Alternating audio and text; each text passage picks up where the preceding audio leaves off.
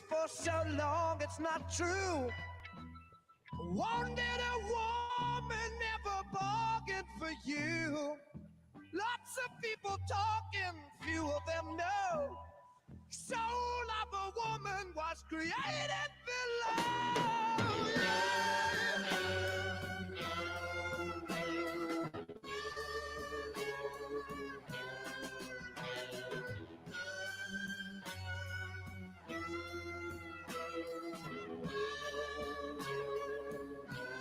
You hurt and abused, telling all of your lies.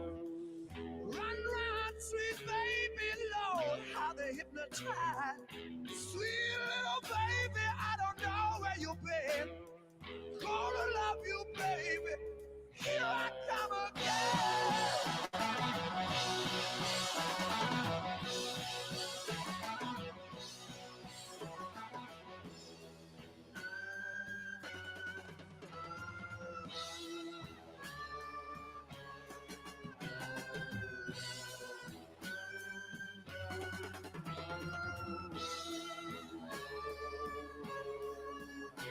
Every day I work so hard, bringing home my heart and pain. Try to love you, baby, but you push me away.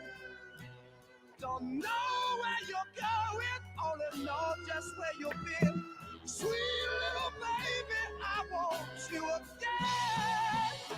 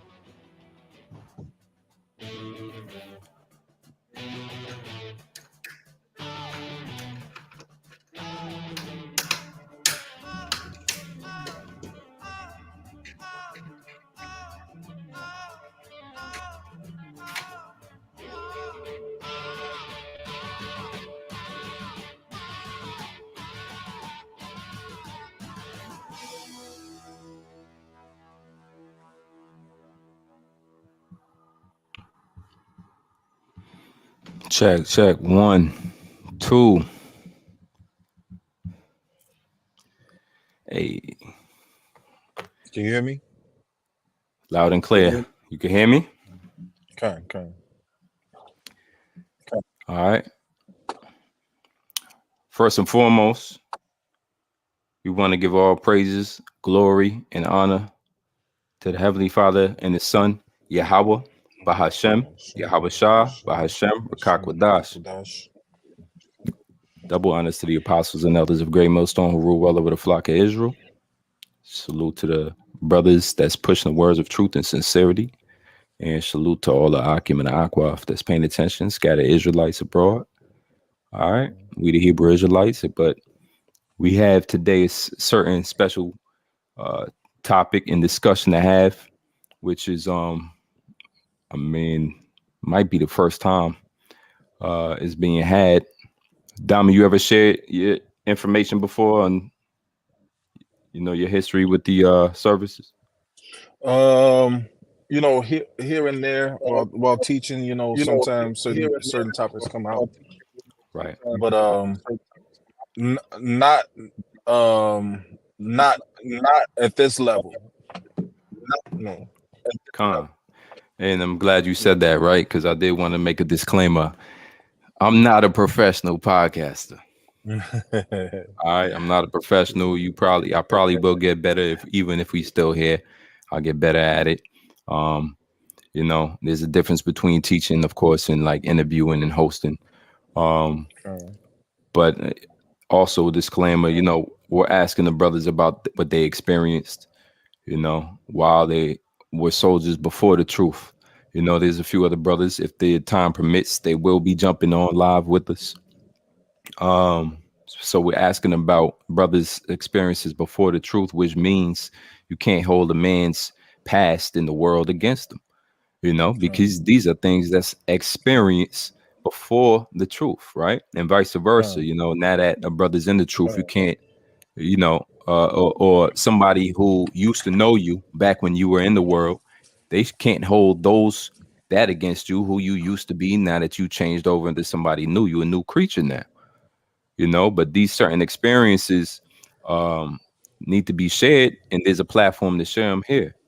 So yeah, I will be asking certain questions and basically having brothers break down certain things about being in the armed forces. Yes, Salaki, I forgot to alert you to that one, but it's all good. You was prepared. No, that's okay.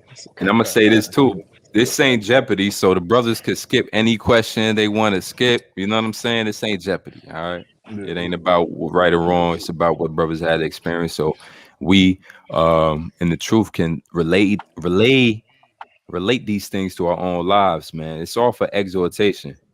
Right.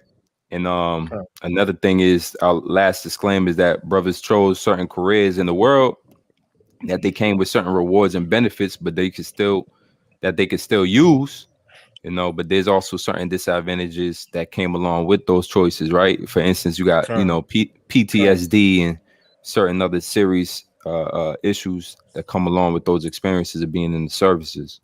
So, comment board, y'all could chill out. Don't go too crazy. Anything that's going to, be too crazy, you will get kicked out for it. All right. Like I said, we still expecting at least 2 other brothers to show up. And so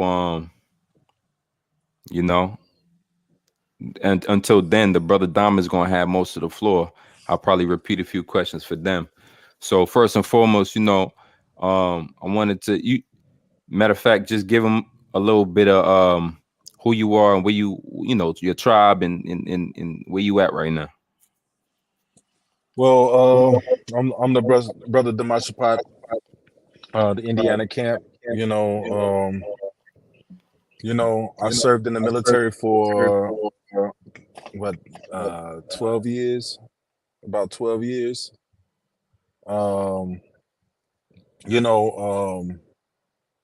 Did a couple of little trips, overseas, but I'm what they call a combat veteran. You know, Well, so let me, mhm. Salaki, let me stop you right there. You about to go into questions 4, 5, and 6 already. So like, So give me the branch, the age you joined, and the influence you had to join. you said what? What branch you went into, what age you joined, and your influence to join it. I went into the military. You know, man, I left the day after my high school graduation. As a matter of fact, you know, I left to the military the day after my high school graduation. You know, that was back in what, 98. Um, that was back when it was still the a manly thing to be in the military. Mm. But pretty much I joined because I wanted to experience being out the house and being my own man. I wanted to, I thought I would be contributing you know more to the world, in doing so. Um I was in the army, and Mm-hmm. you know um yeah Fine. the experience was it was a lot of things that I learned from the military, man, that I can bring forth into the truth. But I was young, man. I was like, man, 18, fresh out of high school. you know I left the morning, that morning after graduation, because you imagine after graduation morning. Hey, You, Shalom, brother. Shalom. you're, you're late, man. You're late. Nah, it's all good, bro. Hey, what's up, Hey, brother? y'all watch me Hey, on Shabbat. y'all Yeah, about but to some miss Shabbat. Hey, we were Hey, I just, gotta I get was my just, garment. I'm sorry. Go ahead. you good. I mean, I don't want you to, you in the car, bro. Safety first, man. Just, Yeah. you know what you Con. could do? Give me a branch, the age you joined, and your influence for joining. Oh man. Okay. Shit, man. The branch is United States Marine Corps, and end up joining 18. Like the brother was saying, out of high school. And what influenced me, man, Jake had nothing going on in his life. My cousin was an ex-Marine, and I was chopping it up with him, and he was like, giving me the ins and outs, what to expect, and what to do as far as like what to look forward to as the recruiters trying to trick you.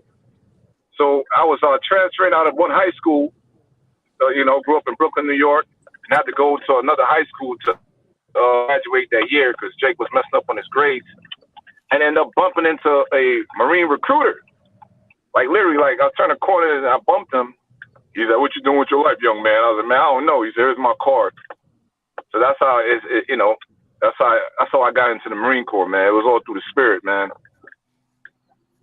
Okay. So we got one Marine. I mean, y'all keep here it go. Full house now. Finally. Goodbye. You Hey, have to. Shalom. Shalom. Hey, Shalom Zaquanium, Yahal Bashim Yahushai, Bashim Kakadash Brakathum. Hey, y'all was Y'all watch me. I was shy, bro. Hey, Goodbye. Howard, you can start by telling me the branch, your age you joined, and your influence for joining. All right, give me a second. Yo, Barakahla, you was done? Yeah, I'm pulling up to the crib right now, bro. I'm about to grab my garment out of the back of my trunk, man. I'll be right back. No, you I do just your got thing, off bro. work, man. I had to get rent and shit, Yeah, I'm gonna mute you for a second. Yeah, branch, age you joined, and your influence for joining. Goodbye. Branch, age you was born, and your influence for joining. So I was like, I joined the military at like 19 years old, but it's a difference between like active and like reserve and National Guard duty.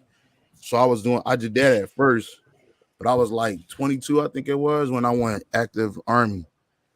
So yeah, I was in the Army, and then like I didn't have no noble cause for joining the Army. I just needed to get away from where I was at.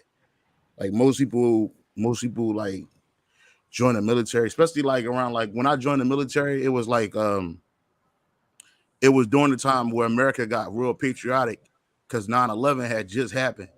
So like I had already but I signed up for the military like a month before 9/11, so like August. So then like I ain't even think about like going to war or none of that stuff. All I thought was like, man, I'm getting out of wherever I was at. I was like, I was just trying to get away. And so I always knew, I said, like, if things fell apart for me, then I go active army, meaning I couldn't go back to school, I couldn't get a job, or something happened. And literally those things transpired. And so I think it was circumstances that pushed me to go to the military. It was really the spirit of Yahawadah, but these are the things that happened.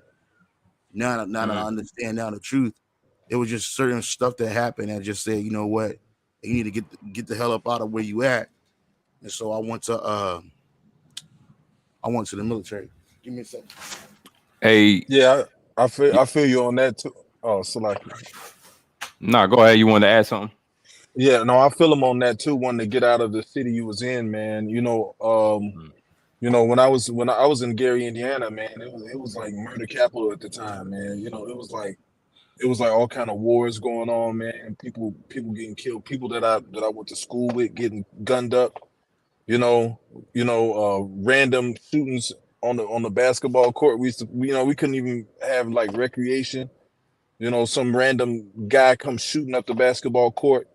You know, and that was another reason I wanted to get the hell out of there. You know, I wanted to get the hell up out of there. You know. Hey, Dama, describe basic training for us. Well, basic training, you know, they say it's the breaking you down to build you up phase of being in the military. And you know, they look for your weaknesses, they look for the things you like, you know, and they take it from you. They you know, they ridicule you, they curse you out. You know, when I was in the military, it wasn't like it is now, you know. Yeah. You know, a drill sergeant will curse you out. They'll humiliate you. You know, they'll in certain instances they'll put hands on you. Mm-hmm. You know, they'll put hands on you, man. You know, so it was something for me to get used to, man. I was like, man, my first day of Hell Week, what they call Hell Week, which was like your first week. Am I right, brothers? Like Hell Week or whatever. Yeah, it's like I'm sorry, it was different phases. No, yeah, different phases. I think like Hell Week is like the last week, because you got to do everything that you learn in the first, like, well, it all depends, because I don't know how long he was in basic training for. I think it was like 9 weeks or something like that. Yeah. So yeah. So Hell Week is like the last real week of you being a trainee. So you remember what that first week was called?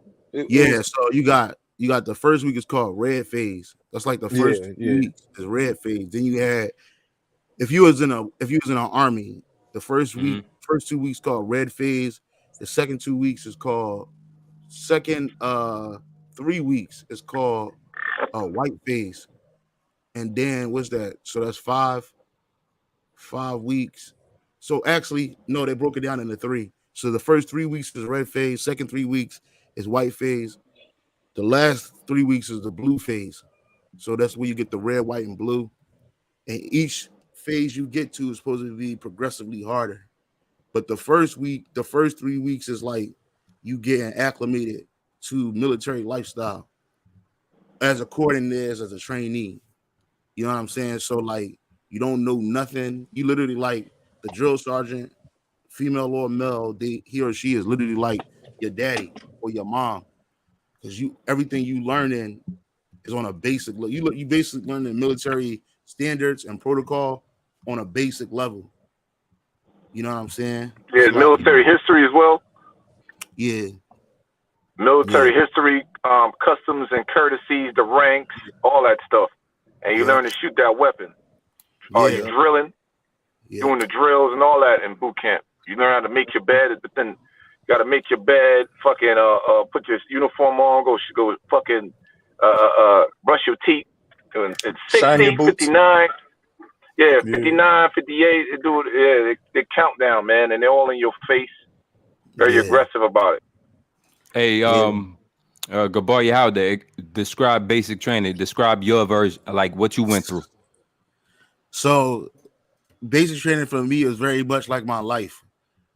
It was difficult. And why I say it was difficult, because the traditional person spent 9 weeks in basic training, and I think I had to spend like 11 weeks in basic training. I got recycled.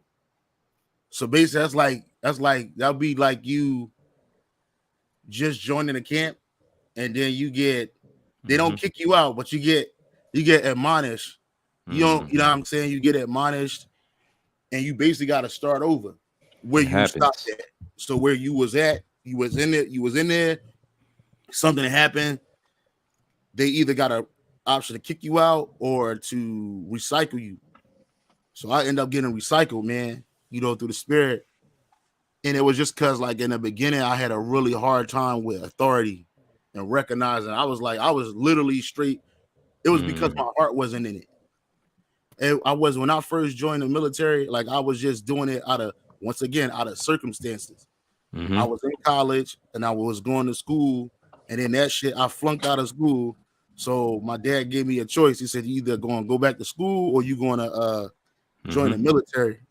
So I joined the military out. Like, I didn't come back to school for that spring semester, so I had to join the military. So again, at first it was raw. And why I say that, because I remember my first drill sergeant, he was like, Gillard, you gonna make it, just not here. You know what I'm saying? He was raw, he was real. He was like, Gillard, he says, you got a lot of potential, you got a lot of skills, and you're gonna make it, just not here with us. And I had to get recycled and shit. So like I had to go to this special it's basically like a 2-week period. And it's like we did everything you did in blue phase. We was doing it for 2 weeks because we had to wait to get recycled or to another school, to another class, catch up with us. And so after that, after I got recycled, and it was all spiritual too. I think it was like one of my first few instances where I see like Yahweh Shai kept me, like grounded. I just didn't see it at the time. Because my class, the class that I initially came in with, man, bro, they had a lot of problems in blue phase. They got caught fucking, they got caught doing a lot of shit that they weren't supposed to do. The drill sergeant got caught fucking people. So a lot fucking of people, females, right? Fucking females, right? Because it was I went to a co-ed basic training. So I'm not sure about the other elders, but I went to a co-ed training. So basically, me too. Train alongside the women. And negative. Yeah, so that was just the way they were doing it in Fort Jackson. They didn't do it in all locations, but mainly Fort Jackson. Might have been like Fort Leonard. Unless you was 11 Bravo, you was training with some women. And long story short, I looked at it at first as like the end of the world. And I was like, I tell brothers, like, if you come in this truth and you struggle the first, your first coming in here, brother, it's just really wisdom trying you out, certain stuff that you're going through. Because you got to understand, not everybody is used to leadership. Not everybody used to taking orders. Not everybody used to order. You know what I mean? And so it was like it wasn't the first time I had order, because my father, he was a Marine, and he was an ex-Marine or whatever. And he was really staunch on discipline. But when I got away from my dad is when I started doing my own thing. So long story short, I got recycled. And then my second class that I joined, it was my first time experiencing racism in the military. But I was like, people looked at me like I had already skills, because I had already did like the first 6 weeks, almost 6 weeks of basic training. So, people looked at me as a leader. You know what I mean? They was like, oh man, you got experience, blah, blah, blah. And my drill sergeant, when we graduated, he told me, he's like, Gillard, if I had another 2 weeks with you, you wouldn't be graduating. I said, well, drill sergeant, I'm glad you ain't got another 2 weeks. You know what I mean? I was like really like a smart ass and shit. But I was just learning. You know what I mean? And so but yeah, basic training that's what it was for me. Like it was just, arduous task, in the beginning. All right, Barakallah. Where was you at? Camp Pendleton for basic training. I think his camera dropped. His camera dropped. Let me see if he's back in here. Oh, there you go. Oh shit, Talakia. It's all good. It's all good. Basic training. Where were you at? Camp Pendleton? Oh nah, basic training for Marines on the East Coast. We go to Camp Lejeune. Lejeune, right. You go to Camp Lejeune for your boot camp. Basic training is something different. Basic training is like once you graduate boot camp, you get whatever job you're going to. You're either gonna go to MCT. That's what they call it. People other than Pogues, or you go into straight infantry, straight learn how to shoot and all that good stuff. But what was it like for you? Yeah, boot camp. Oh yeah, boot camp was crazy, man. But I survived, man. Riddick Bowe couldn't do it. So I'm gonna say it like that. These motherfuckers in your face. They yelling at you. It's a time limit for everything. Fucking drill instructors. My platoon was no joke, man. We had some serious cats, Edomites and Ephraimites. So they was about that life, man. I was in shape. No, I wasn't in shape. When I got there, I got in shape. They get in your face, all up in your shit, to the point I almost got in a fight with one of the drill instructors, and they pulled me to the side. The next day, that night, the senior drill instructors talked to me like, "You got heart," because motherfucker spit on me, man. And we talking, and spit came out of his mouth like, "Plah!" So I got a little belligerent and shit, a lot of shit, bro. But I made it. And then the last phase of it, that's when you learn the rifle, man. You gotta learn the rifle. You're not gonna graduate Marine Corps boot camp unless you at least shoot a freaking marksman. So I when we went to the rifle range, end up unqualifying the first phase. So I got sent back. I ended up graduating with my platoon because I shot my marksman and I graduated with my platoon. So Camp Lejeune, I was going into beginning of spring. And you gotta deal with fucking sand fleas, bro.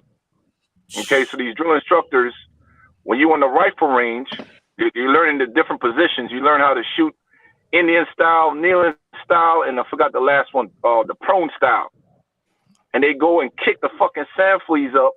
And now, when I graduated, I understood why. Because if you got to hit a target, you can't move. Because shooting a rifle, you have to do a wind call. You have to do a wind elevation call for each fucking You have the 200-yard line. You got to switch it to 8. I forgot the name of it. It's like 83 point something. You got to fix that on your rifle because you learn how to shoot in the Marine Corps, bro. That ain't no joke. ESO will not let you graduate unless you at least shoot marksman. So they used to kick the sand fleas up. As soon as you scratch, you're getting haze. That's another part. You get haze, bro. You doing all types of fucking crazy ass exercises. They wear you out. And if you get singled out, you want to be singled out. They turn the lights off and let the Marines have their way with you to beat your ass, man. Yeah. So, and then from there, once you graduate, my platoon was 2033. We won the serious drill, and we was drilling hard, man. All with the rifle and all that shit. So we won that. Went up for the company drill because they had competitions by the last month. These drill instructors, everybody think they tough. Oh, my platoon, blah blah blah blah blah. So we lost that one. It was okay. We was up there. No females. Females was on the other side of fucking Lejeune. Only time I saw females when we was going to MCT. MCT, that's the basic training for people other than grunts. All right, that was in Lejeune also. So you out there doing you're doing patrols, you're digging trenches, you in fighting holes, all that shit. You on fire watch, all that crazy shit. War paint on. You doing fucking offensive drills, defensive drills. I remember that shit. I was fucking in the rain. Fucking man, you have to piss on yourself. You have to do all that shit. All right, you couldn't. Yeah, it was no joke, bro. You was getting trained for war. And another part I forgot to mention: the Marine Corps added this thing called the Crucible. The Crucible is like you're like you up all fucking night, bro, doing war drills, man. War scenarios. You're up 24/7, bro. You just doing shit. They break you up in different platoons, and you just doing a bunch of stuff, preparing you for war. Yeah, what's Right. going Then after that, you get sent to your MOS school. That's when you really get to interact with the females. You get sent to MOS school. If you infantry, ain't no females. If you with admin, communication, logistics stuff, you're gonna see females. Okay. Then after that, you get sent to your unit. That's when I got sent to Pendleton, Camp Hornell, 100%. No females, straight men, straight war, party hard, fuck bitches, deploy, shoot guns, fuck people up, get fucked up. You get in fights, all kinds of shit. No lie. That's my little spill. And then in Camp Pendleton, that's when I learned to shoot expert. All this shit is factual. All right. Oh, yeah. My next door neighbors was snipers. You Hold know, on, you jumping the gun. I got that question lined up, man. You're jumping the gun. Let me get back in. All kinds of fucking people, bro. You like, God damn. Yeah. Let me get back in there. The next, Dama, describe and try to keep. I did throw this in the comments, but you know, for private chat, you know, we're gonna try to keep the answers under 2 minutes if we can, if possible. If you got to expound, if you must expound, go right ahead. You got it. All right. Describe your tour, Dama. Give me your tour, the dates you went on, the mission, and the duties you had to do. Man, I had you know, peacekeeping. Well, I had a tour in Bosnia. I'll be right back, brothers. We was doing landmine security for EOD while they did landmine sweeps. You know, it wasn't no serious, combat. It was, pop shot here and there, people throwing rocks. It wasn't nothing serious, but that was back in, man, that was back in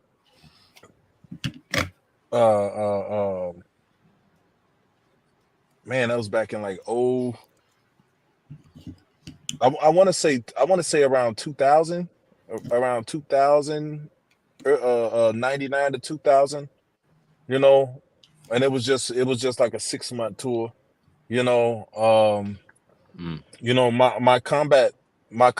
my first combat experience, was Iraq, that was around, 04, 04 to 06. We was one of those groups that got extended another 6 months, so it was like stop loss, that's what they call it, stop loss, where you think you're going home and then somebody come and extend your orders. Yep. So everybody was like pissed off, man. Everybody was mad, it was nothing that could prepare me for war. None of that training we did, none of that training that we did, pre, combat, that shit went out the window, because they take you through a little, bootleg training phase to where, they got crisis actors. That crisis actor shit, that started in the military. Yep. They had crisis actors. You would go to like a makeshift village, and it's like, you arrive through, and it'd be people on the ground screaming, hurt. It'll be people, trying to block the convoy. You gotta remember the rules of engagement. You know what I'm saying? And you gotta operate within those parameters, man. But when I was doing the training, the military training, I was like, man, this is some high speed training, but when I got to war, when I actually got to war, it was nothing like it. You're not shooting at steel targets in war. People are shooting back at you. So the whole aspect of being shot back at is it throws that bullshit training out the window immediately. You like, man, you shooting and a bullet go past your head, and you like, oh it changes the whole aspect of your training. It's really who you are. Who you are that comes out. When you in active shooting situations, when bombs are going off, it's really what you are made of. You know, no combat training can prepare you for that because it's all mental. You know, it's all you. It's all your mind. It's all you saying, okay, let's, you know, the training kicks in after your mind. The training that you learn, like as far as shooting and all that, kicks in after your mind catches itself. You know, but it takes a minute, man. You know, my first gun battle. You know, I'm thinking, yeah, they hyping us up. Yeah, we're gonna go out full battle rattle. We're gonna go out tough. You know, but those first bullets went past me. You know, it changed everything. You know, it changed how I saw everything, man. You know. God. But that's Hey. it. Did I fully answer the question? Oh yeah, your duties. Yep. Yep. That was good. Hey, Barakallah. And you know, there's Yeah, no yeah. right or way. There's no right or wrong way to answer it, brother. You just, you know, you sharing as well. We just listening as well. You know, Okay. because all of this is relatable to the truth. We're gonna end up bringing it back home to what we about now, but we just gonna get a diagnosis of what exactly y'all brothers was a part of. You know, because you see a lot of people interviewing or asking it'll be a soldier asking another soldier or a Marine asking another Marine. But, you know, as civilians, we don't know what that life is like, you know? Right, So right. it's kind of, you got to even describe. It's even hard to describe. That's why they got so many movies on it.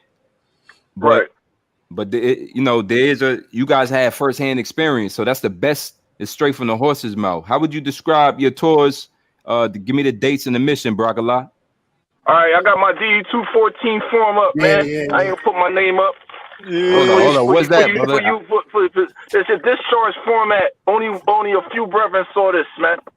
For you motherfuckers out there, right? so yeah, I got stationed in Camp Horno, Camp Pendleton as a food service specialist, right? So people just joke at that shit. And bam, my first deployment, guess what happened? 9/11.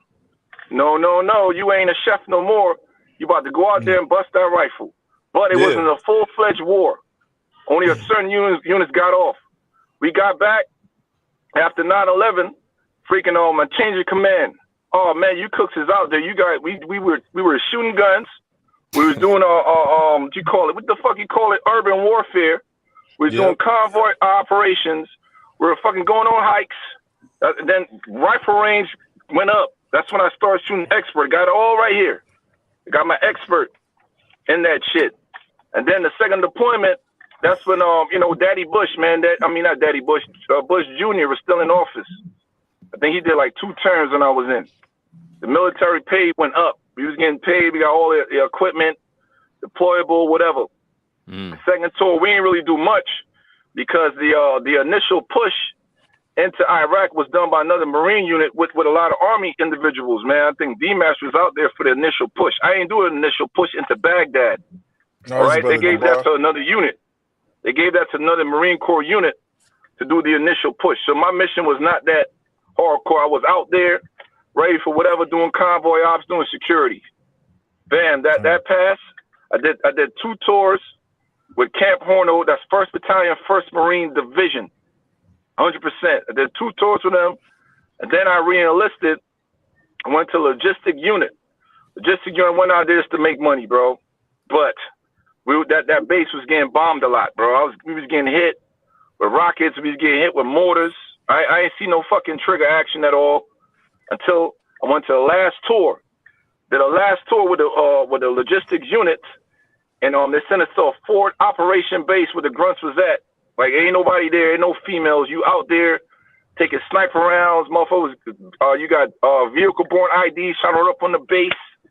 All kinds of shit was going on. So one day, we was a regular day, going through a regular routine, and we was getting hit heavy, like all types of mortar shells coming in, everybody running inside, ducking, and bam, and they stopped. So a bunch of Marines that we was out there assisting, right? Because you can't win the war without logistics, man. Okay, the grunts, the soldiers they can't win the war without logistics, without communication, without supplies, without food, and put that out there. And that's a fact. Okay, so I got some of that action to drop some mortars and fucking Ishmaelite punk motherfuckers, right? That's right. So we laid it. I don't know if we hit them or not, but the motherfuckers told us to stop. Then I did a couple of convoy operations and shit. You know, dodged a couple of IEDs. I ain't gonna lie, I was scared when we was doing convoy ops, and we had to call in EOD at nighttime to fucking see what the fuck was in that road. Could have got ambushed, all kinds of shit. But the point is, the Mossad did all that for this truth. So there's my DD-214. Got my expert rifle in here, pistol sharpshooter on here, and all my tours and all my ribbons for you Jakes out there, man. That's this for the Jakes, obviously, man. You know, Esau probably gonna tune in just because them hating ass niggas that think shit ain't real. Yeah. Hey, they got it coming though. They got it coming. Hey, you think Jake be lying, bro? But anyways, that's it, man. I got different service medals and all that stuff, different campaigns, all that shit right on here, bro. So, but I want to say this real quick. Pretty much, I'm give it to you. I got kicked out of the military for the truth, man. That's how this whole ordeal started for me coming to the truth. I was teaching with no beard, uncircumcised. When I met these bros out here, I don't know to this day, they found out and they brought charges up on me, and I beat the case. You understand? I said the truth. Jake, that was still, few of them still here. Witness they had a format printed out of the bro we was teaching Hollywood, and I beat that, right? Because I didn't know what the fuck I wanted. I had 10 years in, and then something else came up. I ain't gonna put it out there, to where the spirit at the time was communicating with Apostle Morale. He just told me just get out. So I just went with that. But ultimately, it was I could have beat that. It was for the truth. Them motherfuckers wanted me to deny my heritage. All right? They wanted me to stop teaching. Okay? It went up to lieutenant colonel, went up to majors, all that shit. 100%. I didn't deny my heritage, and Lord will none of us do when the real fucking trial comes. That was a test. Was it easy? Fuck no. 10 years in the military service, coming to the civilian world, that shit was not easy, man. All right? You brothers know I ain't got no fucking... Only thing I received out of it, because they kicked me out, was money to go to school. All right? So I had to readjust all that, man. Everything, because you got the most had to break you down. All that shit, man. I was living with myself, lost all that, bro. Lost my car, lost my apartment, lost everything. And had to start from scratch through the Holy Spirit, man. So that's that, brothers. That's right. I think Gabar Yahweh, you shared yet with your No. Let me share my screen. I'm trying to share my screen. You see my screen up here? Oh, yeah. There you go. Give me a second. Let me pull it up. I just got some more personal information on here, but at this point, I don't really care. You know what I'm saying? Like, it is what it is. You know what I'm saying? It is what it is. Like, got to be more. The DD-214 is a military soldier's. It's a military soldier's. Basically, like, your key. When you get out the army, this is all that matters. Nothing, everything that's on it needs to be correct. Everything that you did in the military, it should be on here. Every award you got should be on here. Yep. And everything we get is earned. Even the ones that, even the ones that everybody get, you still earn that. But all your information is supposed to be on here. And like, if you don't got this when you get out the military, you jack. But everybody gets one. You got to go through the process to get one, and it's an arduous task to get one. You know what I mean? So you always want to make sure that it's correct. You always want to make sure that you have it's just correct. So like the elder Barakahla, his John, you see he held it up, and you could tell he was in the military. You know what I'm saying? Like, hey, Jake don't play. We prove everything. Everything is in black. Everything is in black and white, and we don't have nothing to hide on this side. So all you scoffers that gonna watch this video later, you lames out there, yo. Ain't no stolen valor over here, right? Yeah, you ain't no stolen valor. Hell to the nizar, yo. Like, and try to there you go, that's better. So you won't be looking at my social security number. You know what I mean? Because you niggas try to use my friend, you're gonna get jacked up. Anyway, the point of the matter is this for the brothers, this is for the brotherhood. So this is what we doing. Like the elders, you gonna see, right? If you look at the screen right now, you see what I see. You see that I did 6 years as an automated logistical supply specialist. I did another 5 years, 6 years, 2 months as an automated logistical supply specialist. 5 years as a 90 shower and laundry and clothing, which was a 92C era back then. Those are my 2 military occupations. And just like Elder Barack, you know, when you go into the military, they talk to you, they tell you lies. They told my first MOS was the shower, laundry, and clothing, and that's where I got most of my first taste of war experience in that MOS. And people laughed me to scorn when they found out I did that. But I chose that job because it was the shortest MOS in the military, and I'm trying to keep it to 2 minutes. I didn't put the timer on, so my timer started already. But anyway, go for it. Anyway, I did 5 years as that. And so when I first joined the military, am I still sharing the screen, brothers? Yeah, you want to keep sharing the I screen? can see you, Put you on solo. Yeah, we got you. Oh, you can see the DD-214 still, right? Nah, I took that down. I'll leave it up for you. Yeah, it's all good. Yeah. So anyway, when I first, I did that. And so people around my way laughed me to scorn. They was like, "Oh, you gonna go to war? You gonna be washing people draws?" Same shit they did to the elder. But you gotta understand, if you a Jake, 9 times 10 they gonna put you in a service field. But guess what? You still gonna go to war. The recruiter told me, "Oh yeah, you got a job. You just gonna be behind the lines. If war ever break out, you gonna be behind the lines. You ain't gotta worry about nothing." So I was like, "Hell yeah, give me that," you know. So he lied. I was in the front and center. So when you scroll down and you see right here, hold on. How do I do this?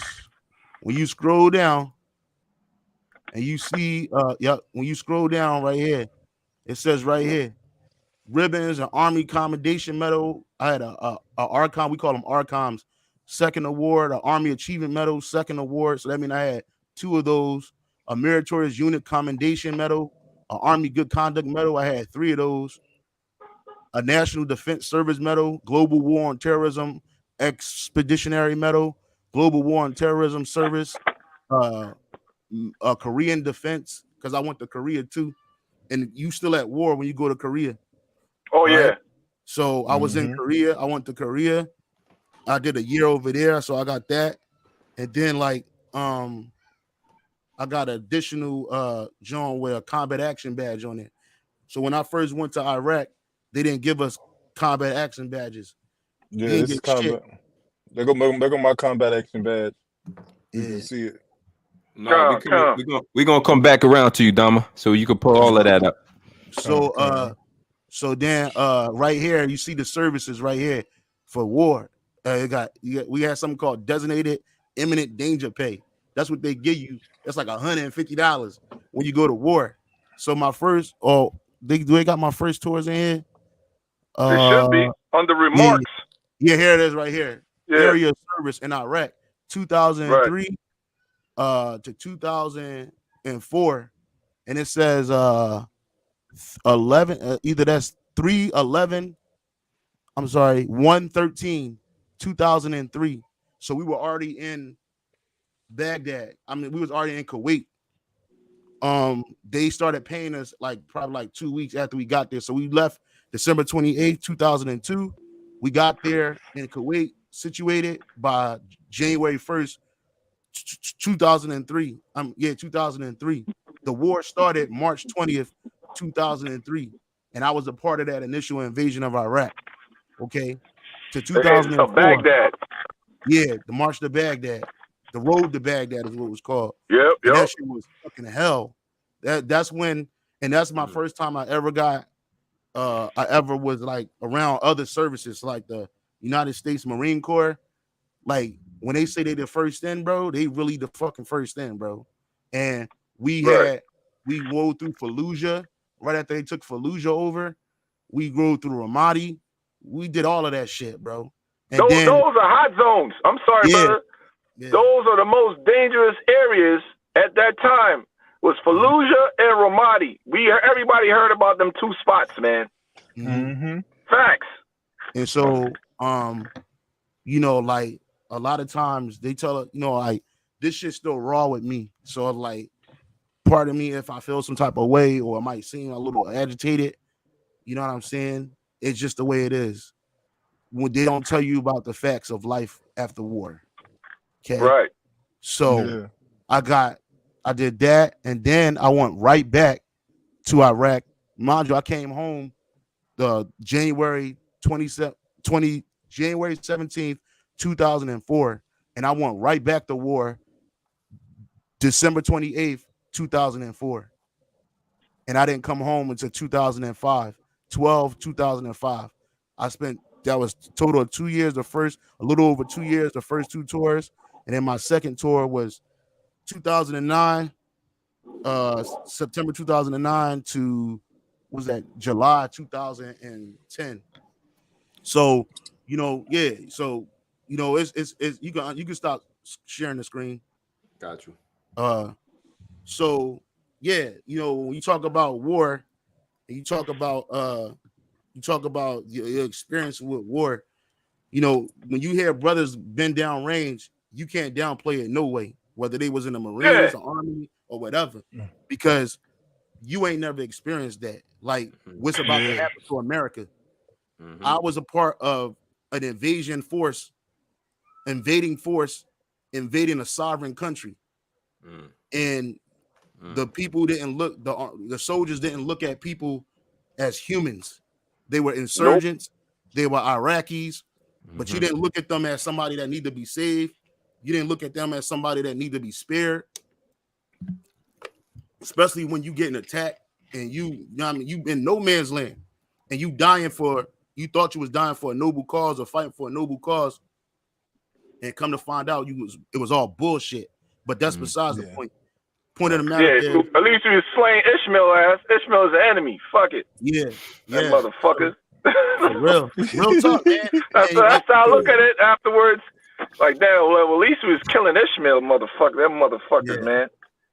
So, yeah, man. So being a part of that initial invasion, you know, you never been in a situation like that before. Like, you think in the hood is like terrible. It is. It's fucking trash in the hood. But it's got nothing compared to when you go to war. And then on top of the fact, you being underpaid, you being overworked, and they could do whatever they want with you while you out there.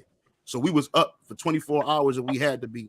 We was up for 48 hours if we had to be. We was on the road driving for long periods of time if that was a necessity. And then, like, you got to understand something too. Just because we had particular MOSs don't mean that they couldn't put you on additional duties. So I was something called I had to guard the mail.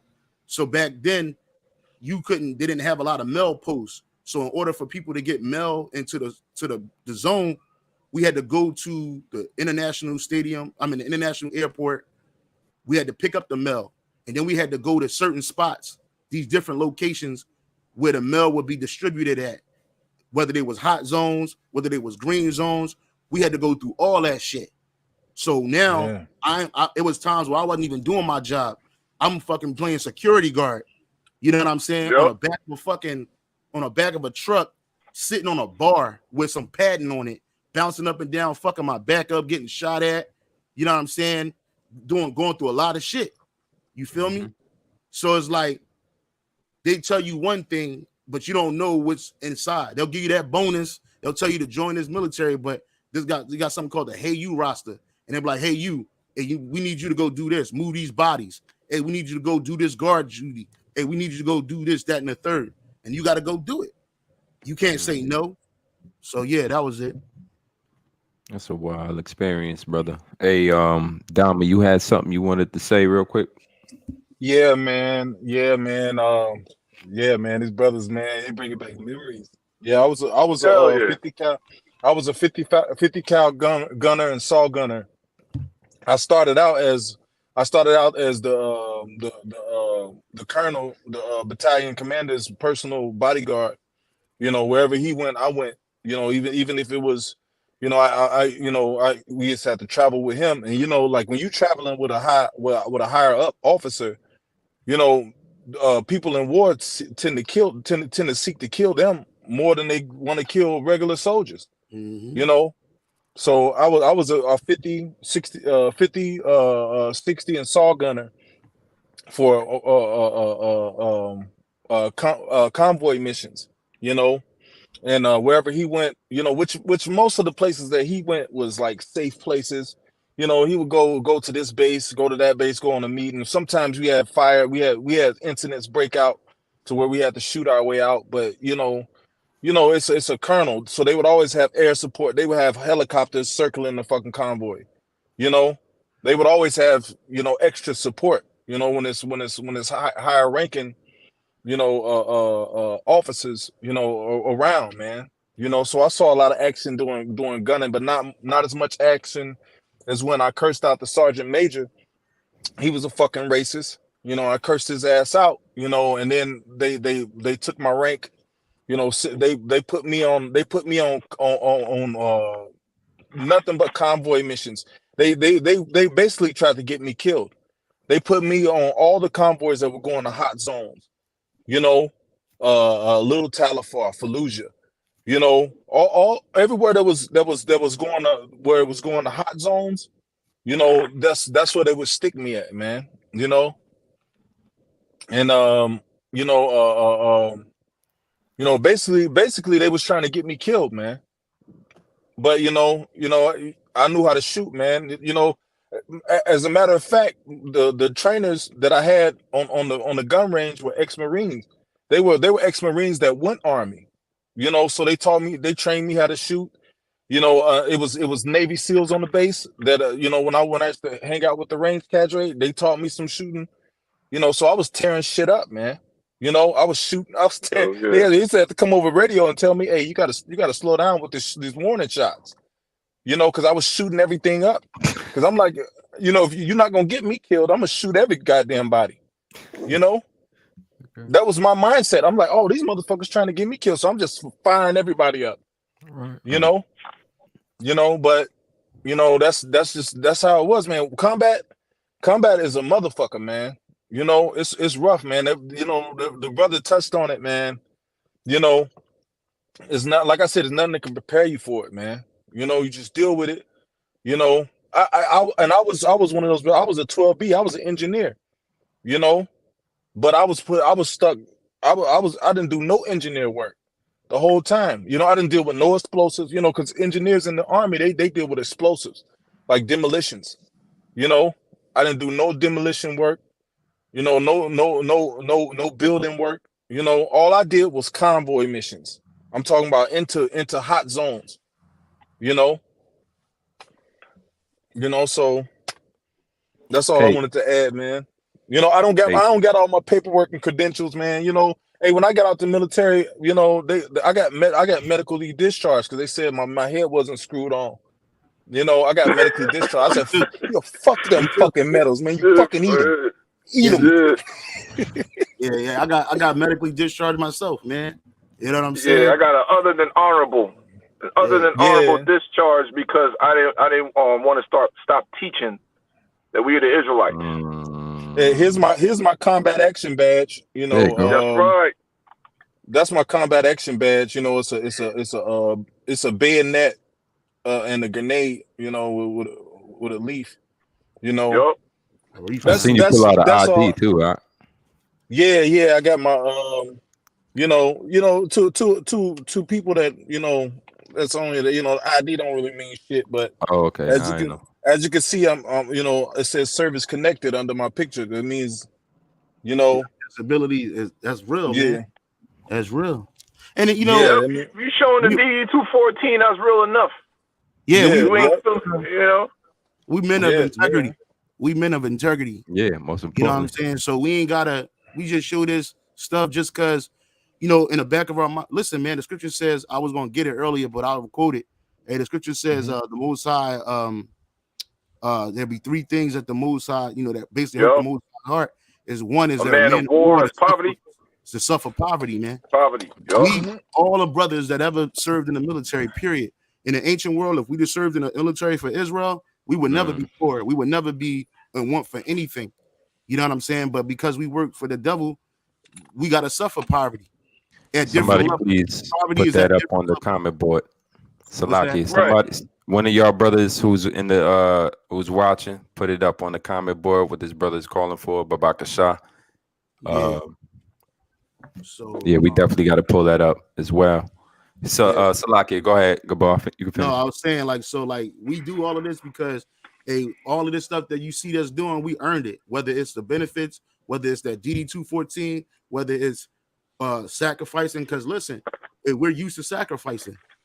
You know, the elder, you know, he contacted me during the week and said that, hey, we want to talk about, you know, how can you compare your military service to the truth, man? Well, we know what it is to sacrifice, bro. We know what it is to go without our family. We know what it is to go without food. We know what it is to go without clothing, shelter, and showers, man.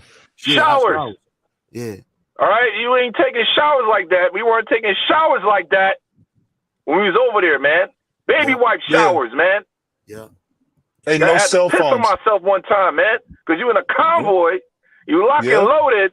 You can't say, "Oh, stop! I need to use the bathroom." Nope. So I had to piss on myself, man. Yeah. Whatever. But another aspect, traveling in the Marine Corps. I'm sorry, brothers. Are we done?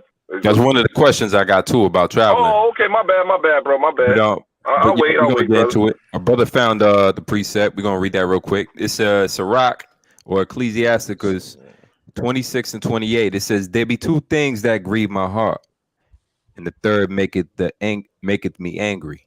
A man of war that suffereth poverty." Gabar, you want to expound on that? Oh yeah, keep reading. Just read. You can finish. A man and men of understanding that are not set by, and one that from righteousness, and one that returneth from righteousness to sin. The Lord prepared such, and one for the sword. All right, so let's go back to the top of that verse. And these things right here, brothers, is what we suffering right now. And we praying Yahweh Shem Shah that we remain in this truth so we won't turn back from righteousness. Turn from righteousness back to sin. Because at the end of the day, those things grieve the Most High's heart. You're in the military. You're in the army. We're in a spiritual army, whether you brothers know it or not. You know, it's a reason why brothers are so hard on one another about showing up. Hey, not even just brothers, the apostles and the elders, the generals, they really, you know, the real general, the real leaders of the military of Israel are so big on accountability, are so big on punctuality, discipline, also big in order, respect. That's right.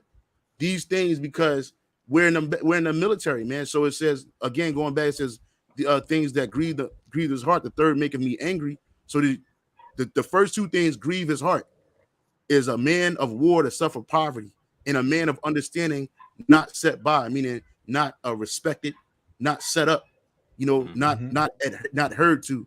And the third, which make him angry, is that somebody that come into this truth and they return back to sin.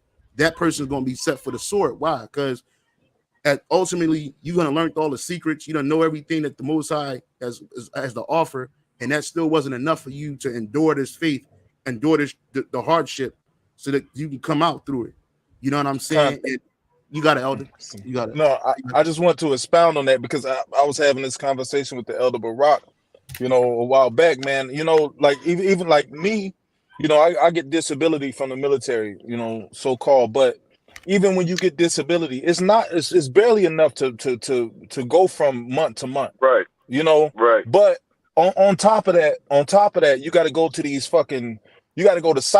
psyche vows, you know. Every so often, you know, you got to go to a psyche vow, and you know, like to me, it was kind of, you know, I kind of like snapped on the woman, you know, that was having me come to the vow. I said, why would you want to keep reminding me of a traumatic thing that I suffered, that I went through, that I'm not even living that life anymore? Why would I want to come talk about it to you? And I said, who fucking idea is this? This is a horrible idea, you know. But you got to go to these psyche vows. You know, and then if you get money from the VA and you get money from the Social Security, you got to go to a psyche vow for both of them. So you got to go see these people, and you got to go see these people and talk to total strangers about what you had, and then you got to expect a total stranger to give a damn about your problem. And then they try to put you on these medications to fuck your head up even more. Yeah, and then you're already on a shitty salary. You know, and last time I just told the woman, I said, y'all can have this fucking shit. I said, if I was a basketball playing nigga, then I'll make all kind of money. But I gave you my life to you motherfuckers, you know, but I don't make shit. You know, now I gotta come here, now you threatening to take money that ain't even enough. Yep. You know, they threatening to take money that it's not even a fucking enough to survive. You still living from check to check. You still gotta do hustles. You still got to do all this other shit. Them curses, bro. Yeah. So there's a more understandable version of the Apocrypha online. It's a Bible study tool, and it's it says right here. It says I'm reading it, but it says 2 things my heart it grieved, and because of the third, anger comes over me. A warrior in want through poverty, and the elder was going into that.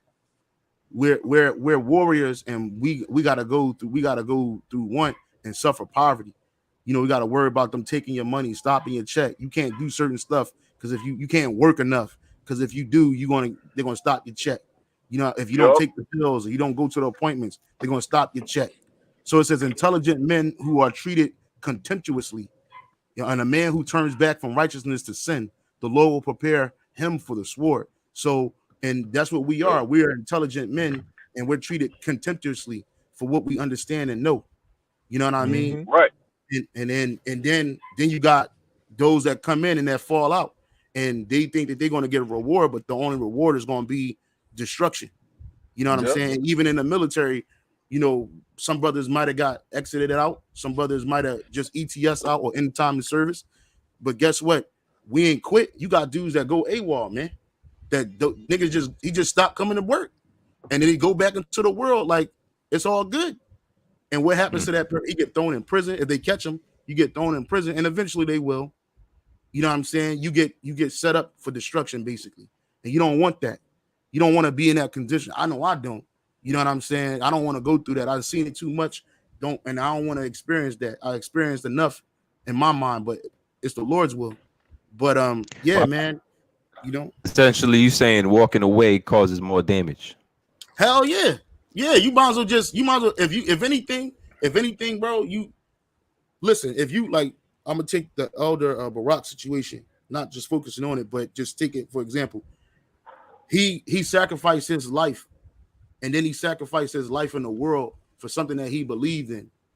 You know what I'm saying? And they took it away. They took his life in the military away from him. Now he could have just said, you know what?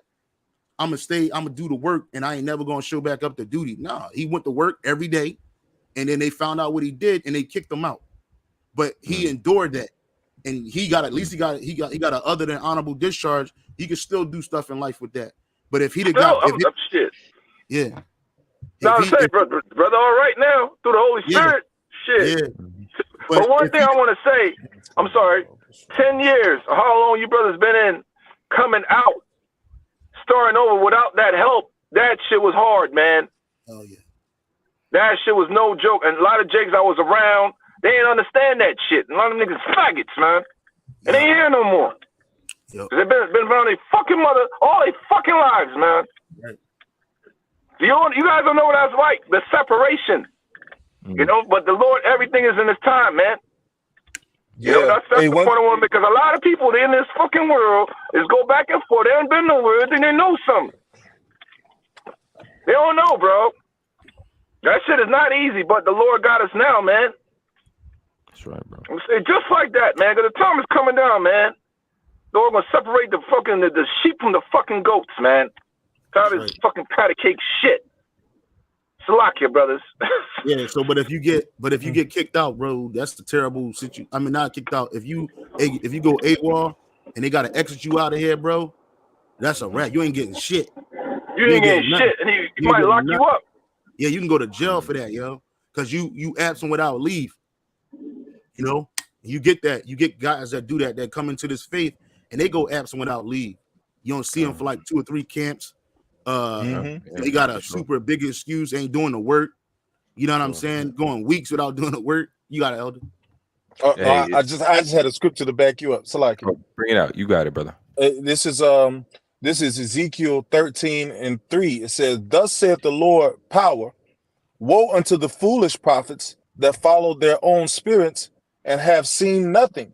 You know, these men ain't been through shit in life. You know, They ain't want to seen talk to you crazy and, Yeah. and try to, motherfucker, try to smear my name, all kinds of shit. And man, I can't wait till the Lord really open up the floodgates, man. Yeah.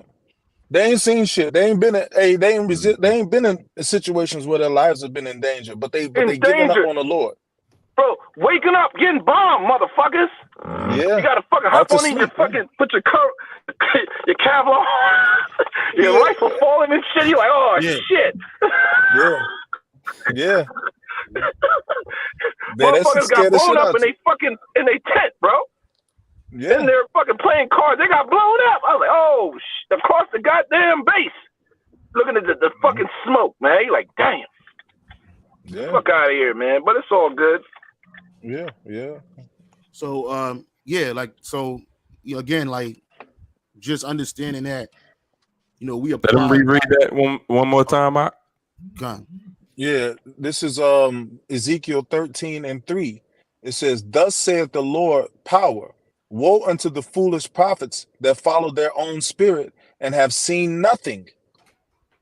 Go ahead, Dom. I mean, they ain't been through shit, man. A lot of, like the brother said, mama's boys. You know, your mama buy you all the Jordans, your mama get you all this shit, you know, and then you see that's cool, but you ain't been through nothing, so you don't have what it takes to survive. You don't have what it takes to sacrifice anything, you know. So they come into the truth, and their mind isn't really on the truth. They just want to be a part of something. What do you think gives somebody the authority to even talk like that when they haven't had that experience in real life? Pride. This American shit make you bitch ass niggas think you tough. Pride. Yeah, that's right. Exactly. That's what it is. Yeah, that you can't tell me what to do, spirit. That I'm older than you, or you ain't got enough experience in the life to talk to me like this, and blah blah. Like, you can't. It's the same way in the military, man. You get younger people that's ruling over you in the military. Women are your fucking leaders in the military, bro. Well, different units. Different units, brothers. We got in the Marine Corps, you have the infantry unit. Ain't no females there. No. You go logistics side, the air wing, there's females there. That you got to deal with shit. That's how. I was in a quartermaster, so I wasn't I wasn't like no 11 Bravo, nothing like that. But he right. It's the same way in the Army too. But still, women rule over you, and you got to accept that. You know, you got to accept somebody that went to college and got a degree, and then they went to officer school, but they don't have no experience in life or as much experience as you, and you got to humble down. Any deployments? They ain't got no deployments underneath their belt. Yeah, you see. Yeah. So I straight up, ain't care about none of that. Yeah, I'm sorry, but that's how that shit is. Hey, brothers. Saki. And Salaki, you know, what I wanted to do real quick is pull it back. I had a conversation with a few coworkers of mine who are ex-servicemen, right? And they gave me some, you know, I did a little prepping before I got on with y'all brothers, man. You know, that's how much I appreciated this. So I got some I asked them what were the top major things that they learned in the military that they still use to this day. Anyway, I got some good responses though. I mean, I dug deep. We was out around each other for 8 hours, so they had a chance to think about it and everything. So the first thing, you know, I'm just gonna throw them out there, and y'all brothers can respectively just go into them if you think it's true, false, what have you. The first thing he told me was respect the position, not the person. Yeah. Well, think about that one. Yeah. You got to respect a person's leadership role. If somebody's set up over you, you can't. Even sometimes you might notice that he an asshole, or he weak, or he might be good at what he do or not good at what he does. But regardless of that, you still got to respect the role, and that's the same thing in the truth. The scripture says we have to. It says roughly forward and a gentle. Yeah, to the forward and a gentle leader. You gotta be subject to the forward and a gentle leader. You know what I'm saying? So yeah, you gotta respect the role because that was given to him for a reason. Like the brothers of the faith, all of these leaders in the truth, Yahweh Shai set these leaders up for a reason. You may not be able to see it, but you still have to respect it. That's all I got to say. I want to add another aspect to it because it was reversed for me. I went active duty when I first got in. Then when I went reserve, that's when I got deployed. So, you respect the role as long as the person has earned that role in the light of his deeds. Some people, like when I went to the reserve, some people didn't earn their rank. If you get sergeant over me and I'm humping these PT tests out and I look over and your ass can't do 15 sit-ups, then as soon as you tell me something, I'm gonna curse your ass out till you get the fuck out of my face. Facts. That's just how I was, bro. I've told plenty of sergeants, get the fuck away from me, man. I'll fuck you up out here. Because you know why? Because they were young white sergeants. They had they like that Paul Mooney. They had the complexion for the protection. They were young white sergeants that they wanted to be over niggas. Yep. And I saw that. Yep. I was in a racist Indiana unit, and they would promote guys that couldn't even do 15 sit-ups. I'm talking about you just sitting up. You can't do 15. I've seen it too, bro. I mean, he's still 15. You think he about to say 132? He said 15. I said 15. Okay. But they get rank over you, and they think they try to pull a big shot on you, and you got to tell them, look, man, you didn't earn this position. See, that's why some people they see it as a power trip because they've been given a position and they look at the power of the position more than the fear of the position.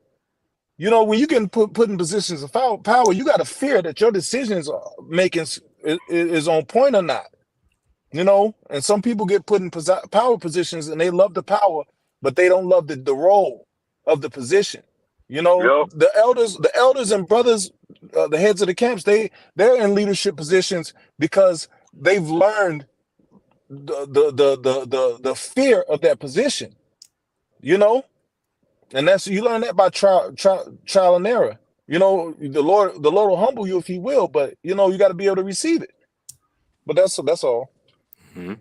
Hey, the next one he told me was you're just a body to complete the task. That's 100%, bro. 100%. That's 100%. Yeah, I'll come from the Marine Corps. When I was in Camp Horno, 1st Battalion, 1st Marines, you didn't want to be labeled as a shitbird, bro. No. So you want to make sure you was out there performing, did your physical fitness test, make sure you passed that shit. I was always a first class. You did your 100 sit-ups within, I forgot the time frame. You had to do 20 pull-ups. Then you had to run your 3 miles, 17, 18, 19 minutes, even 20 to get a first class. I might be mistaken. So I was within that bracket, 18, 19 minutes, 3-mile run, 100%. And if you were not performing under them standards, come deployable, yeah, bro, you might be a body. It means you're gonna use you as bait. Mm. And another thing that you don't want to have beef with the wrong people in that thing. Friendly fire. So that's why you had councils. Almost got into one of my corporals. He was a Gadite. He would have fucked me up, but Jake don't back down. But afterwards, we got friendly. This guy was serious, bro. I was like, damn, bro. I'm glad I made peace with this guy. Was serious, man. Serious cat. Had combat action and all that. So that's another thing, because a lot of Jakes go in there that are overly emotional and end up being put on the shit list. You don't want that, bro. Yeah, you don't Anything want that. can happen to you while you deployed. So you gotta know when to shut the fuck up, man. Yeah, it's like the truth. The scripture said, "Get you the love of the congregation." Right. So in the military, I knew, like, man, I was always hanging around the higher up officers, and then I got cool with them. So whenever I cuss one of these younger dudes out, and I look, man, this dude such and such and such. I know, but it's okay, man. Just try to stay away from them. If they like you, they'll give you a slap on the wrist. But if you on that shitbird list, they'll run you through the ringer, man. Bro. Yeah. They I had a first sergeant tell me one time that we're all expendable. She said, Yeah. I'm Right. expendable, you expendable, we all expendable. That's what you said. The dude said we're all just bodies. So hey, that's like in the truth. The Lord said he could raise up rocks to do what we're doing. Right. It's our reasonable Exactly. service. We supposed to be doing this. As an Israelite man, especially as the Lord willing, as a prophet, you supposed to be out there doing the work. You supposed to be putting your hand to a millstone. So you know, yes, there's a reward that comes behind it, but always know that you could be replaced. And for every one of you that leave, 2 more come behind you. Could be 3. Right. 2 more that's useful. Because sometimes it's lucky. No, I'm sorry, I cut you. It's right called the Most High, the Lord of Armies, man. Yahweh Tazabah, the Lord of Hosts, because he controls all the armies, the angelic forces and the armies in our realm, the 3rd dimension, man. Yeah. That was it, bro. Yeah, so like you just got to know that at the end of the day, you are expendable, but you still have value to yourself. You still have value to the ministry. But again, like just like in the military, you're just a body. Even like up if you're higher in rank, because where you know that, where you find out you just a body, how do you experience when you're getting out? All that military jargon that you learn, all of those military connections and friends you got, when you getting out, none of them are there for you, and none of that matters. Like you're literally just you exiting out the job, and once you out the military, they don't treat you like you was in the military, unless you like a contractor or something. Like you just like a veteran, and that's a whole different world to itself. Unless you go to, if you live in the military, these different military states, like Texas, places like that, you're gonna get, you know, the perks might add up. But you're in California, New York, nobody gives a fuck. Nobody cares. One of the brothers that put on the comment board, he put on a comment board. What do you say? He says I can't find it, but he had said something that made me think about that. He says right here. He says being in the military is living in a parallel world next to civilians, especially being under UCMJ, which is the Uniform Code of Military Justice. Yeah. And that's federal. Anytime you get in trouble, that's a whole different set of rules. You know, you got to live by, like laws you got to live by. If you do certain things, if you slight that UCMJ any manner, bro, they can throw the book at you. And then in the military court system is nothing. You think the judicial system in the civilian world fucked up? Wait till you go into the UCMJ system, man. It's way worse. You know what I'm saying? And so it's like living in a parallel universe, like we are in this truth. We're in the truth, but we living in this world next to. Definitely. So it's like they can't understand what we know. We understand what they're going through, but they can't understand what we're going through because it's a different world. We live in the world, not of the world. Yeah. Yeah. I find it like, you know, I look more and more to hell to break loose because, you know, as a soldier, I think of it as, wait, welcome to my fucking world. You know, when all hell break loose out here and people are going crazy, I think I'll feel more comfortable than I do now. You know, honestly, because, you know, like now it's like like when the thing about being a soldier and being a combat veteran is your eyes are prone to bullshit, and you don't like crybabies. You don't like crybaby bullshit and people complaining about these little punk ass problems. My coffee got cold and all that shit, you know. But it vexes you, the complaints that people make. They call that first world problems. Yeah, so when bodies start dropping, you like you be like, okay, you know. But these people, they've never been to war, but they don't have no. Hey, I told the psychiatrist, she hated to see me coming. This psychiatrist, I told her, I said, if you want to make me happy, I said, y'all go get the motherfucker that made "We Support the Troops" stickers, and I say execute his ass on TV. Because that's a big ass fucking lie. This motherfucker getting rich off stickers, and we over here like, where's the support? It ain't no support. You know, it ain't. They want to make it. They make it big in commercials and stickers, but people don't understand what it is to be us. They don't understand what it is to have lived through that situation. Right. You know, and the complaints of these people, you got to kind of like, you know, like me, I don't like complaints about bitch shit. You know, that shit vexes me. You know, those sniveling complaints. My boss is mad at me at work, and you know. But I deal with it. Like if it's in the brotherhood, I can deal with any complaint because I know that brother is suffering on the same level that I am as a soldier for Yahawadah. It's a different level. And the truth, one thing that I found out in war is separate. And the truth is separate. This world is separate. You know, it's just a place of discomfort. You know, Yeah, man.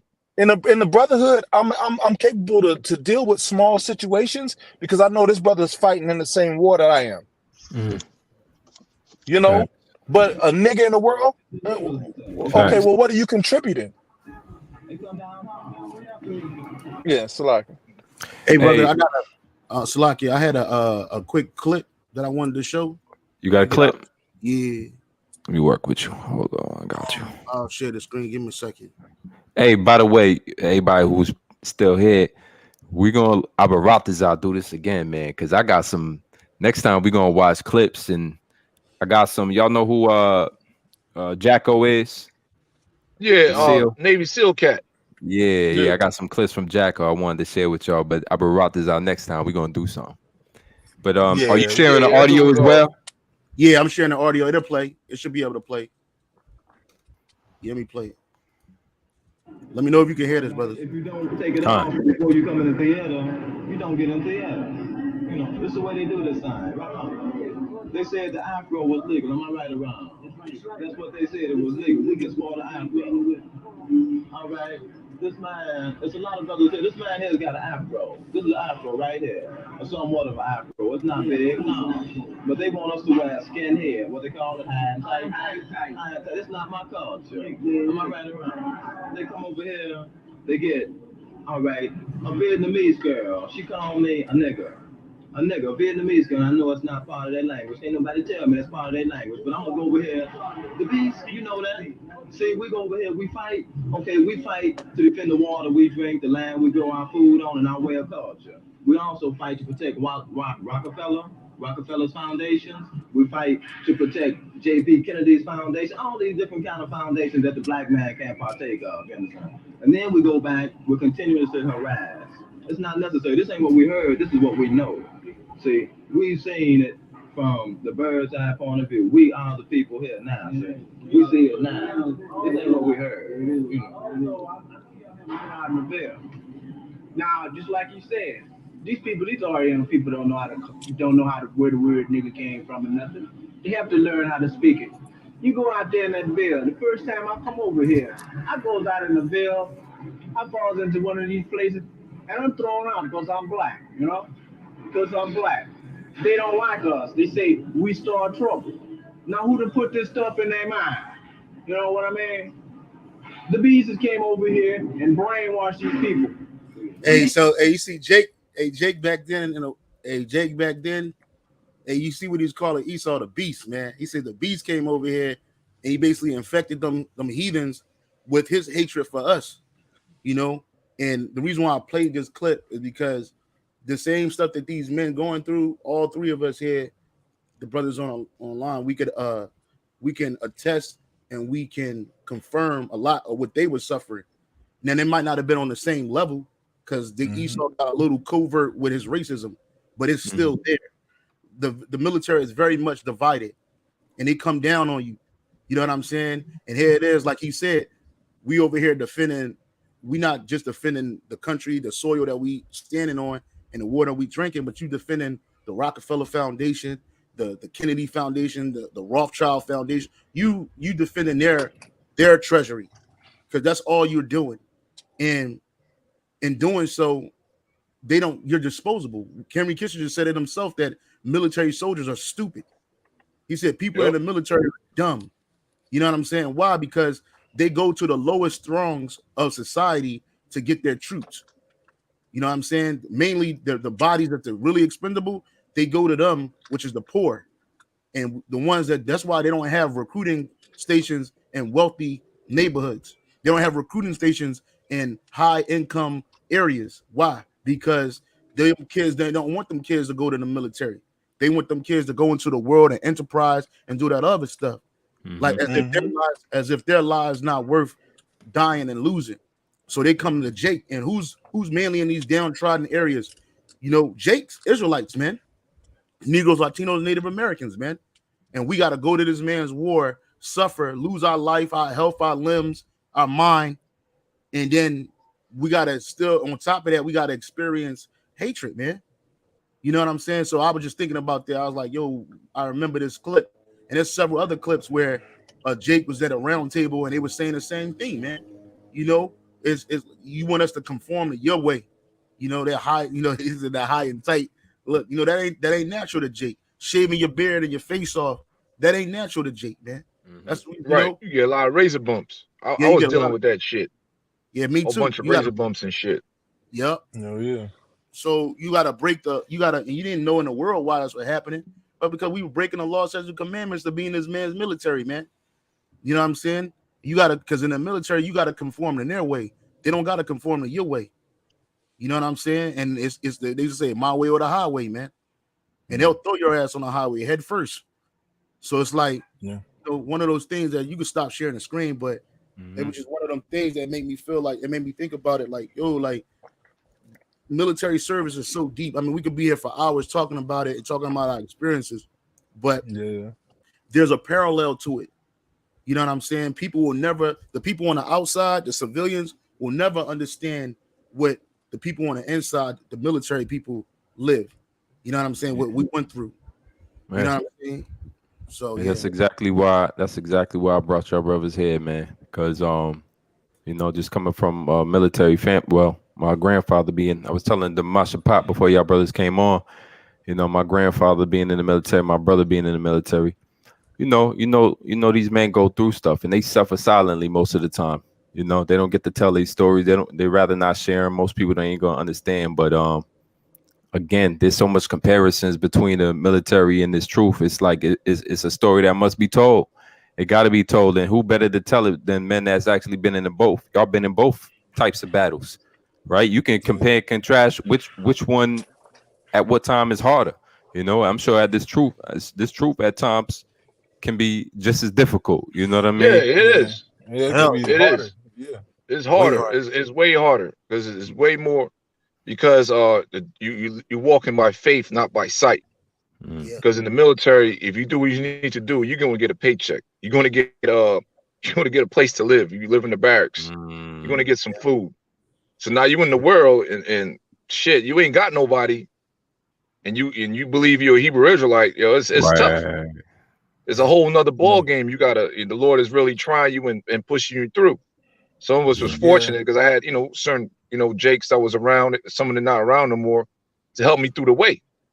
You understand what I'm saying? You might have a chick, whatever. Because in Cali, I had no family. It was just me and my firstborn, my son. He was, still young. So I couldn't, I wanted to go back to New York, but the spirit didn't have me to. Because I was like, fuck, I gotta go all the way back to Brooklyn, start over and shit. Nah. Spirit told me to, wait this thing out. So it's way harder in my perspective because the military is carnal. One of the ranks you get is a E4, is a corporal. Look up the word corporal, means carnal. It's a carnal way of thinking and living. All right, this is way more spiritual. Your senses are being heightened to another level in the tabernacle of David, Lord willing we are. And it's prophecy, because when the Lord was on the scene, he dealt with Jake that was in the army. And the number one figure, I'm going to say Cornelius, who was an Israelite, was in the Italian band in the Roman army. So it is the same thing going on again today.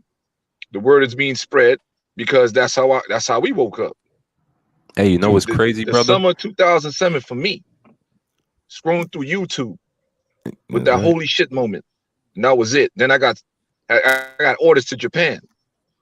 That's when I was studying, learning, ordering books, watching the apostles, hitting your desk in your room, like, yeah, all that shit.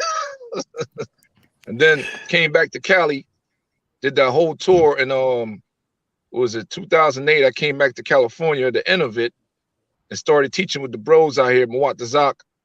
And at the time was him and the bro Daniela in Hollywood. That was the end of 2008. I believe it's 2008, man. But that's this is a whole nother ball game, man. Because you ain't got nobody holding your hands. You got to figure this thing out, and the Lord got you with a brotherhood now to help you out. You understand what I'm saying? So that's how my little bit of experience was for me. I could have gone into detail, a lot of stuff, but it's not necessary. But paranormal activities, never had to deal with that in the military. Paranormal activities. The Lord would send demons after your ass, man. I thought I was going crazy. Thought I was losing my fucking mind, bros. Yeah. You know, thought I had to go to the VA hospital to get some fucking pills. Like for a whole month straight. Demons I was living in an apartment by myself, man. Me too. You understand? So imagine drinking every day and shit. That's real. Car got repoed, I had to walk to the store. In Cali, fucking everything is far, man. So that, you know, but all that is to build you up to this. We'll go into more details, but yeah. The Lord had us brothers and all the brothers in the military for this. This is the real fucking war, man. And Lord willing, we win this war. I mean, we are, but Lord willing, we all maintain to win this war. This is the real war, man. And the bros, the Most High got certain men in this thing, different walks of life for a reason. For a fucking reason, man. You try to undermine those men and whatever, you're gonna be looking stupid, man. The motherfuckers know what the fuck they talking about. We're talking about paperwork. Jake is big on paperwork in Cali in the prison. We got our paperwork. That's all I'm gonna say. Let me bring it back again to some of these things that our coworker was talking about. Y'all could expound on. He said you can't teach someone who doesn't have discipline. He said basic training. That's life. That's life. That's life. Yeah, he said reteach you. He said basic training, drill sergeants reteach you everything. He said bathroom.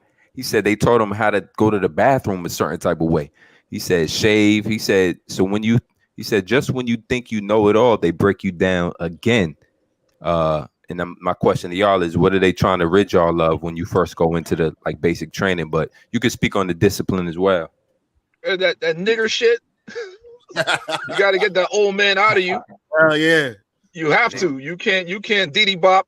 You can't sag your fucking uniform. You can't do that. They get that old man off the block mentality out of you. They used to say that. They just say get that shit off. You still think you're on the block, huh? Get up on your face. And guess what? That pertains to the truth. Yeah. You can't be an old man in this thing. You can't be still wanna. Oh, you know, motherfucker. Either you an Israelite or you're not.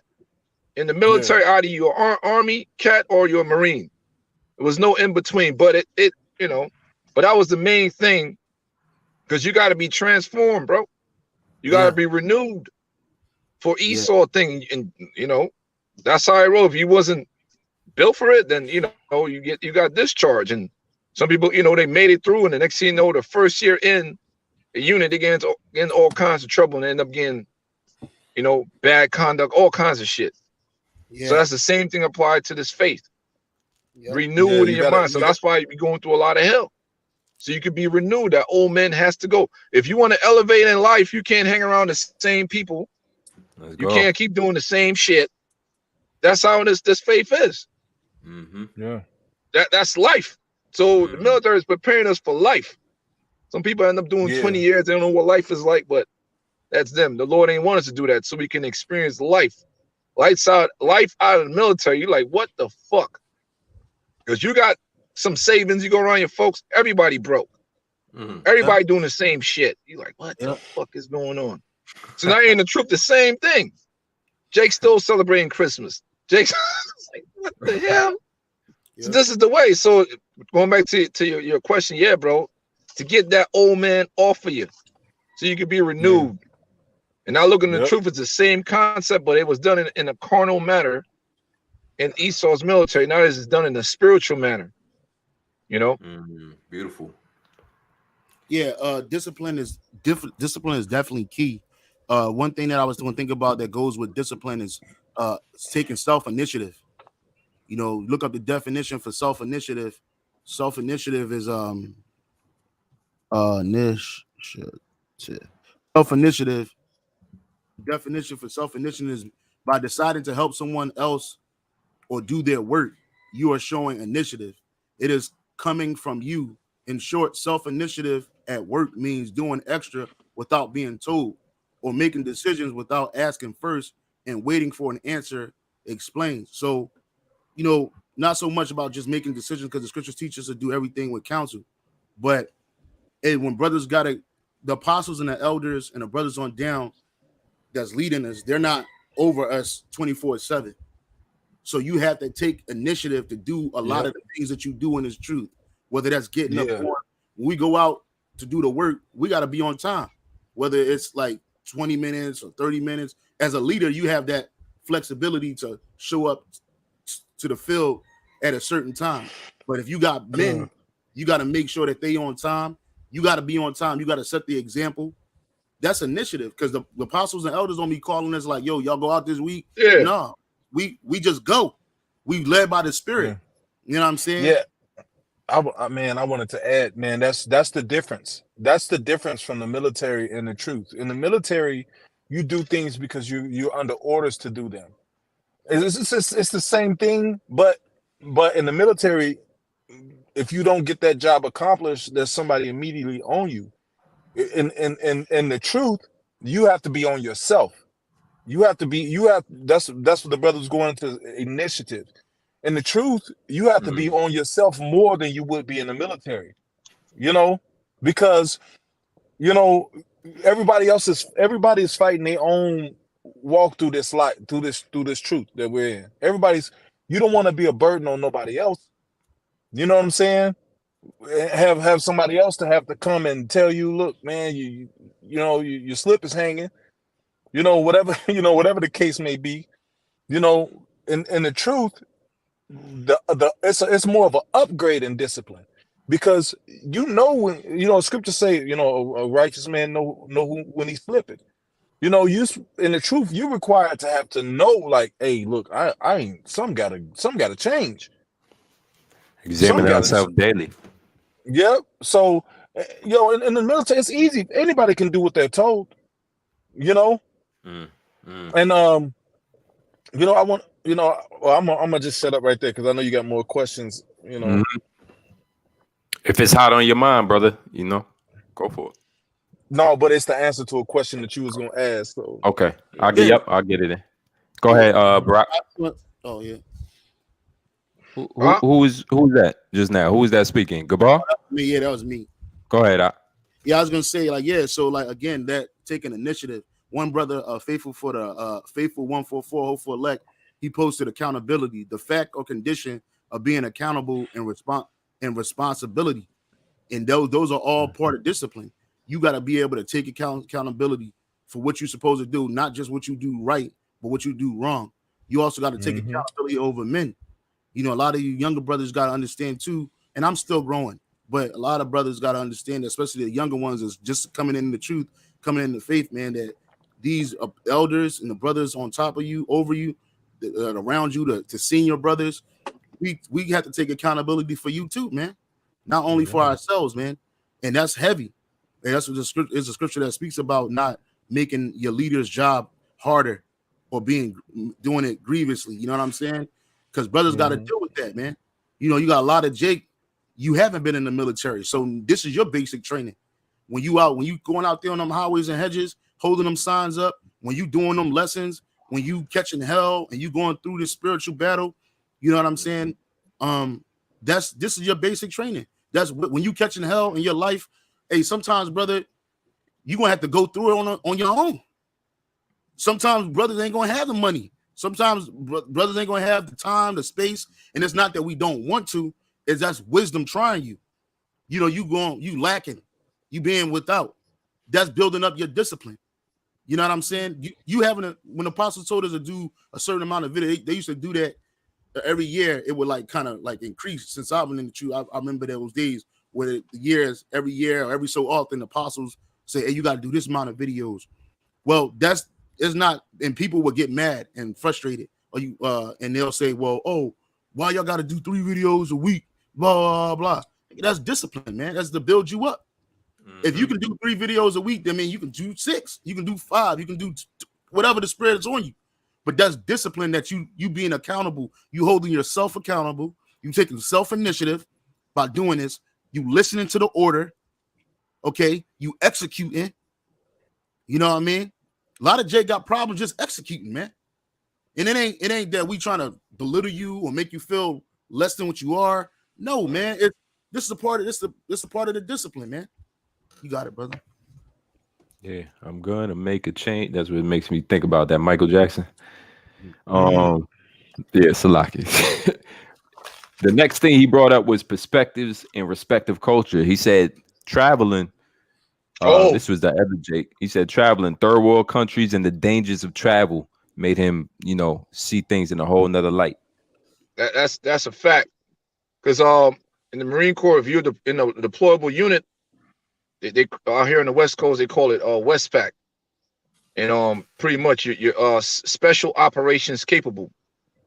So in at Camp Horno, you got 4 units, and 1 unit be out at sea 7 months at a time, and other units are back training, do whatever, and there's a rotation. And then the Westpac, the first place you hit is Hawaii at sea, and then you got all them battleships. We had nuclear subs with us, all kinds of shit. So the first place you hit is Hawaii. You stay there for a couple of days. That's like a resupply area. Then from there, whatever the fleet commander wants us to do, we go straight there. For me, my first deployment, pretty much after Hawaii, they gave us Australia. That was pretty dope. Australia, we was in Australia. We was out there training. With the freaking Australian Army shit, saw kangaroos, koala bears in the jungles and shit, bro. And the thing, it was the second night. That's when 9/11 happened, our time, and it was already daytime here. Koala bears in the jungles and shit, bro. But besides that, got to see Australia, Singapore, Dubai, UAE, of course, Iraq. I got stationed in Japan for a year. A few other places I don't remember, but that was within 7 months. So you get to see places like a lot of motherfuckers won't see in their lifetime in a short period of time. You know what I'm saying? So Australia, it was lit. We hit Sydney, we hit Perth, we hit Darwin. You understand? And then the other places we went. And then you see all the different cultures and all that stuff. Like I was telling bros, man, you a Jake. You know what I'm saying? And you go to different places, you're gonna get some box, bro. It's like, hey. You a Jake, you know what I mean? If you're not a lame. But yeah, the Ammonite culture, is pretty much Babylonianized, but they still keep, the martial arts aspects of it. That was pretty cool. Then different other places I went to, sightseeing and things like that. So it's a culture shock. Okay, man, America is Babylon. I'm gonna say that. America is 100% Babylon, the mystery, the mother of harlots, all that shit. Because you go to different places, it ain't like here. You understand what I'm saying? So it's definitely a culture shock. You get to broaden your horizon, and there's a scripture on that. I got it. Apocrypha that a man that traveled. I got it. Know it many, something like that. You got it. It's on the comment board. It's start at 34 and 9. Start at 9. Yeah, a man that have traveled know of many things, and he that have much experience will declare wisdom. Fact, and that puts you on a higher level than the regular Jakes that still, neighborhood not doing anything. And even when I met brothers, told them, certain things, and it's mind blowing. Because Singapore, man, that was a beautiful place. But it was a lot of shit going on. I don't want to get into detail. Philippines. Everybody should know about the Philippines, man. That's a culture shock. There's a lot of shit going on in Thailand. You know. It's real, man. Certain motherfuckers go AWOL. I mean, like the finest woman ever met in their life, and they get to smash. They can lose their mind. You got certain that get stationed in Japan. They end up marrying them Japanese chicks. Yes, sir. Because it's a different culture. Like when I was stationed in Japan, I was, you know, DJing a little bit, MCing, and I linked up with a Japanese DJ on bass. And you know, the base commander allowed us to throw a party. When I went to his house to meet his parents. It's fucking I was stationed in Mount Fuji, bro. Mount Fuji, Yokosuka. That's another part. I was stationed in Mount Fuji, mainland. Somebody just posted that up. But yeah, man, when you go to these people's houses, the door's not locked. You gotta bow, you know, you gotta say, I forgot the lingo for good night and shit. You had to learn the lingos, learn the culture, learn some, you know, some of the language and all that when you meet people. Konnichiwa. So it's a culture shock, bro. So a lot of people, when they get out, they end up moving. So the move is the passport boys. I've been told brothers that get their passports, man. Go explore this bitch. But you know, let the Lord, you know, a man's going of the Lord. So yeah, man. Within a short period of time, you get to see parts of the world a lot of motherfuckers will never get to see in their lifetime, man. And that's on the western part of the Marine Corps. We hit the Asian countries. You hit Australia. You hit them different places, the Philippines, Singapore, Thailand, different places like that. Now, if you station in Lejeune, you get to hit Europe. Like the bro Gabar Yahweh, he was stationed in Germany. And Germany is lit, bro. Hey, Germany is I wanted to go. I always want to go to Germany. Yeah, and check out Europe. But yeah, you could go, brother. And Germany is the black man's heaven, man. Yeah. Hey. In the army, in the army, because they love them German women love Jakes, man. They love Jakes big time. Yeah, my brother married to a German woman. Yeah, they love, he met in the military. Yeah. Yeah, so you got them Filipino women love Jake. Japanese women love Jake. You know, any place but America, they're like they love Jake. They love Jake over there, man. Like this is hell. When I was in Korea, man, I had me a couple joints in Korea. When I was in Germany, that was easy, man. Like the black woman, man, she's no mas over there. You know what I'm saying? Yeah. Like you get you a black woman in Germany, man, you must really love their sisters, man, because you can get them European women, and they love Jake, man.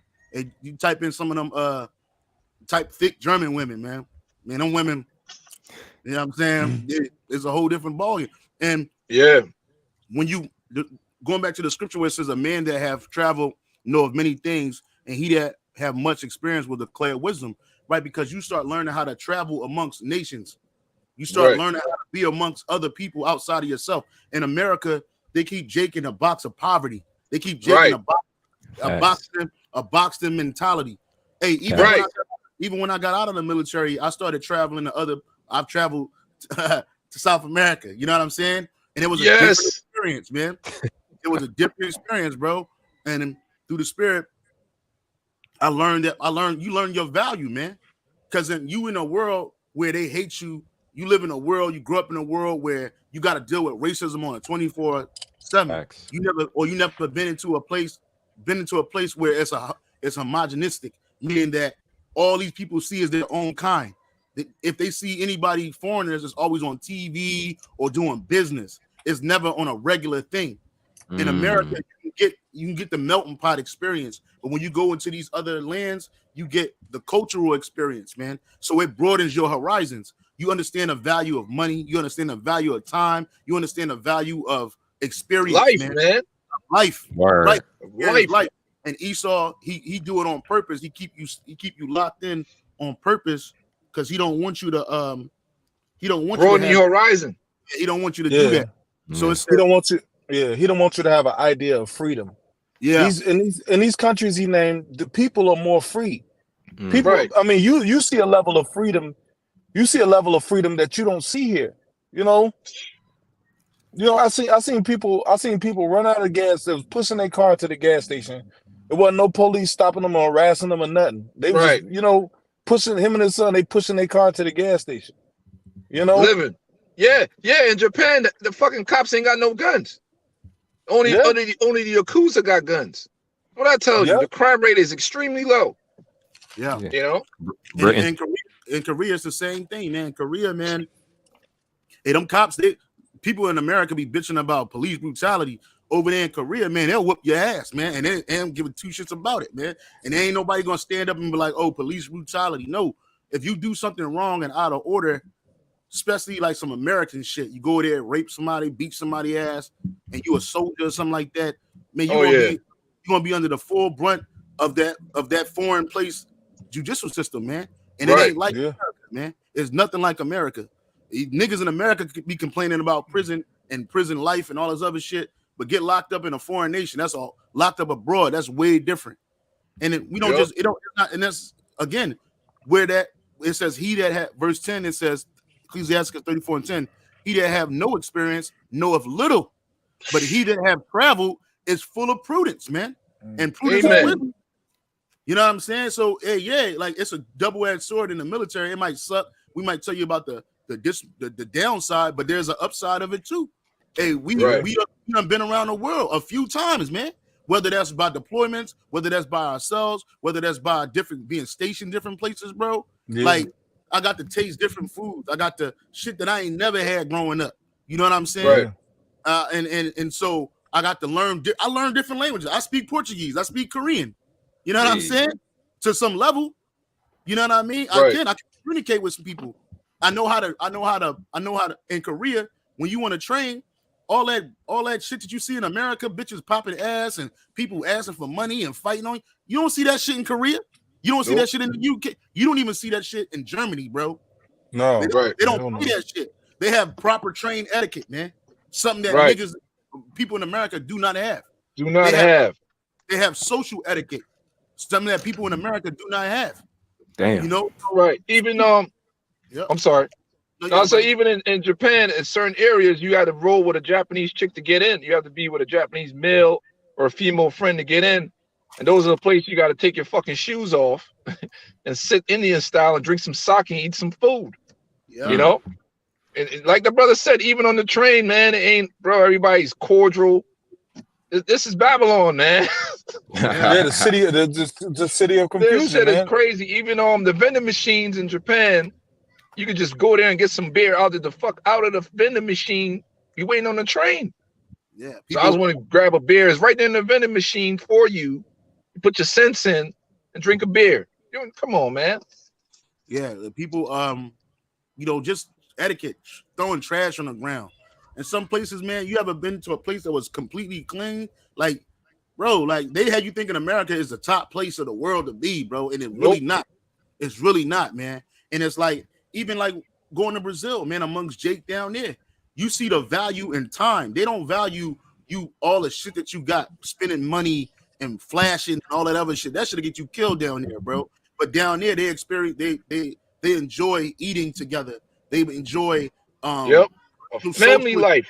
Yeah, they enjoy social experiences. So like when you go out with somebody in Brazil, people not gonna be on their cell phones all the time. Yeah, women take pictures and shit like that. But a lot of times they'll spend 4 or 5 hours at a dinner table just talking story, eating, drinking, laughing, having these social interactions that you do not have in America, man. You feel me? Like going to the beach in Brazil is a dope thing. That's a day's trip. You can have a good time, and not everybody is in the pool. In the water swimming. Everybody just taking the sun in, soaking up the vitamin D. You know what I mean? You see them enjoying life, man, and they got little to nothing, bro. Like these people ain't got they don't get paid bi-weekly. They get paid monthly, and then the salary that they get, they gotta stretch it. You know, you got all these women talking shit in America about Jake going to South America finding women, but hey, these women still got feminine qualities that you women in America lack, and they appreciate the little things, bro. They don't they ain't stressing about the big things. Yeah, you got women that use people all over the world, man. But yo, it's a lot of sincere people in Brazil, man. It's a lot of people with integrity down there, man. And he's an Israelite. They're happy. They're very like the brother Kahan in our camp. He's an Asherite. He's from Colombia. And that brother will share his little to nothing with you. Anything he got, he'll share it with you, bro. And he's happy to do it. He's always got a smile on his face when he's eating amongst his relatives and stuff like that. You know, Jake sharing. I've been around his family. You know what I'm saying? His extended family. As soon as we come in, here's a plate. Here, eat. You go to some shit a nigga having in America, and you got to worry about niggas pulling the gat out. You see what happened to Takeoff? You know what I'm saying? Like, you ain't trying to be like that. So again, a lot of times Jake act the way they act Because they never been no fucking where, man. Exactly. They never been nowhere. They don't know how to act. They don't know how to be around. Like there's a proper manners outside of Babylon. 1 Corinthians 15:33. Be not deceived. Evil communication corrupt good manners, and they do.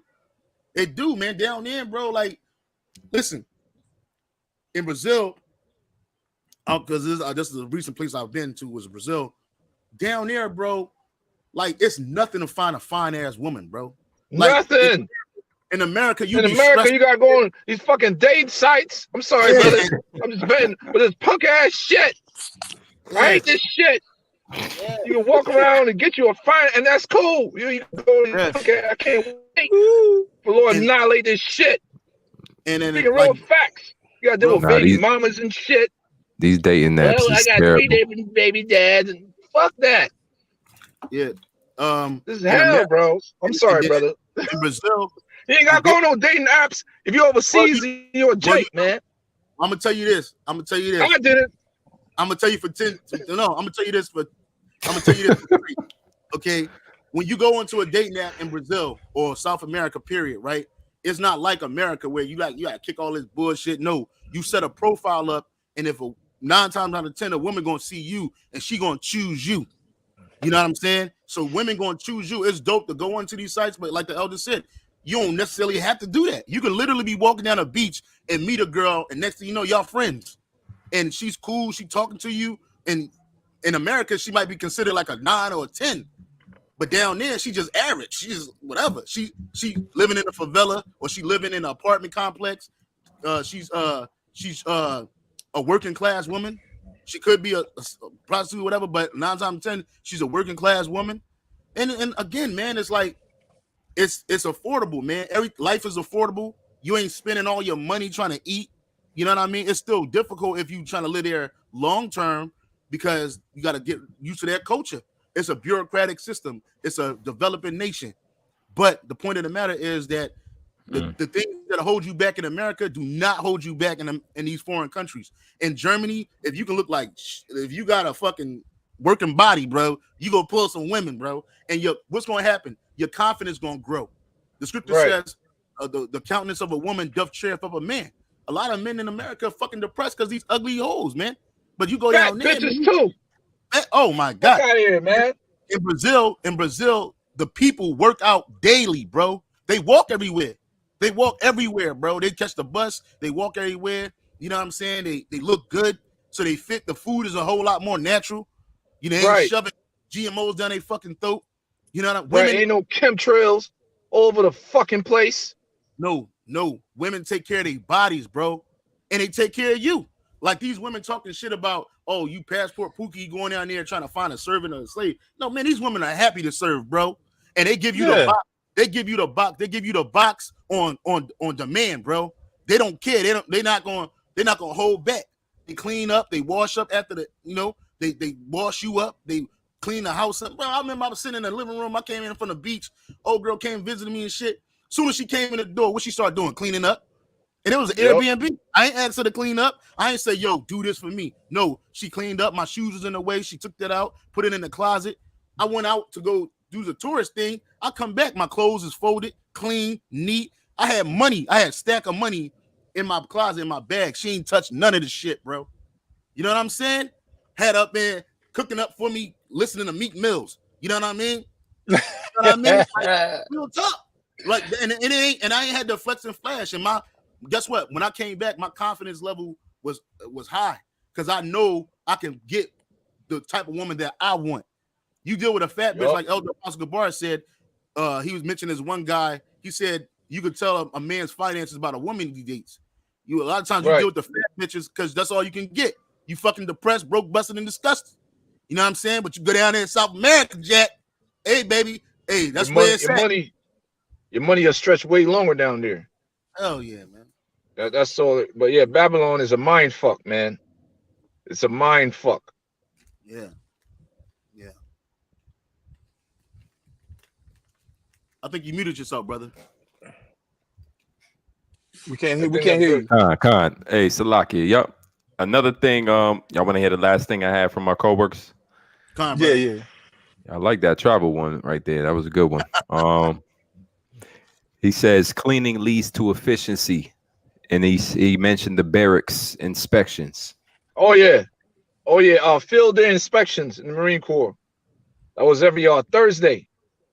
Right? You living in the barracks, you are fucking E1, E2, E3, even E4s living in the barracks. And the E4s had to make sure their rooms were clean. The people that's underneath them rooms were clean. That was no joke. So before your staff sergeant, whoever walked through, we all inspect it. You know, your corporals and your sergeants inspect your room.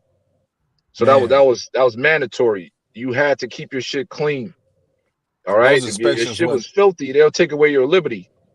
Yeah. You know, so you got to get the air fresheners. You got, once you constantly cleaning, it's not much to clean when it comes Thursday. You understand what I'm saying? So yeah, that's part of life, because you're dealing with the scriptures now. The Most High is preparing us to be a nation of kings and priests. Can't be nasty, bro. Nah. Can't be nasty, brother. A priest is not dirty. Don't get me wrong, bro. I'm not the cleanest person in the world. My car ain't fucking filthy. My where I live with these bros, our spot ain't filthy. Your shit is clean. That's part of manhood, man. Yeah. You understand what I'm saying? Taking care of yourself and keeping a clean, you know, place about yourself, man. Like, what the fuck? Yeah, and keeping your, you know. I'm sorry. No, you got it, brother. No, I was gonna add, man, keeping your appearance up, man. Caring about how you present yourself to the world, man. You know, we got to do that, man. We got,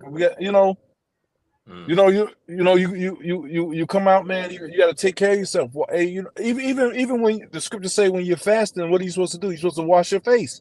You're supposed to appear like you're not fasting. You know, so if you're required to wash your face while you're fasting, you're supposed to have clean yourself up on the average. Give something practical as far as what you mean by clean up. Looking. What you mean? Your place, your home. Now, now it's my dwellings. You know, I need to fix up my spot, but I work during the week, so it's fine. But your shit shouldn't be so like your bathrooms, bro. Your toilet. That's simple. We did latrine duty in the military.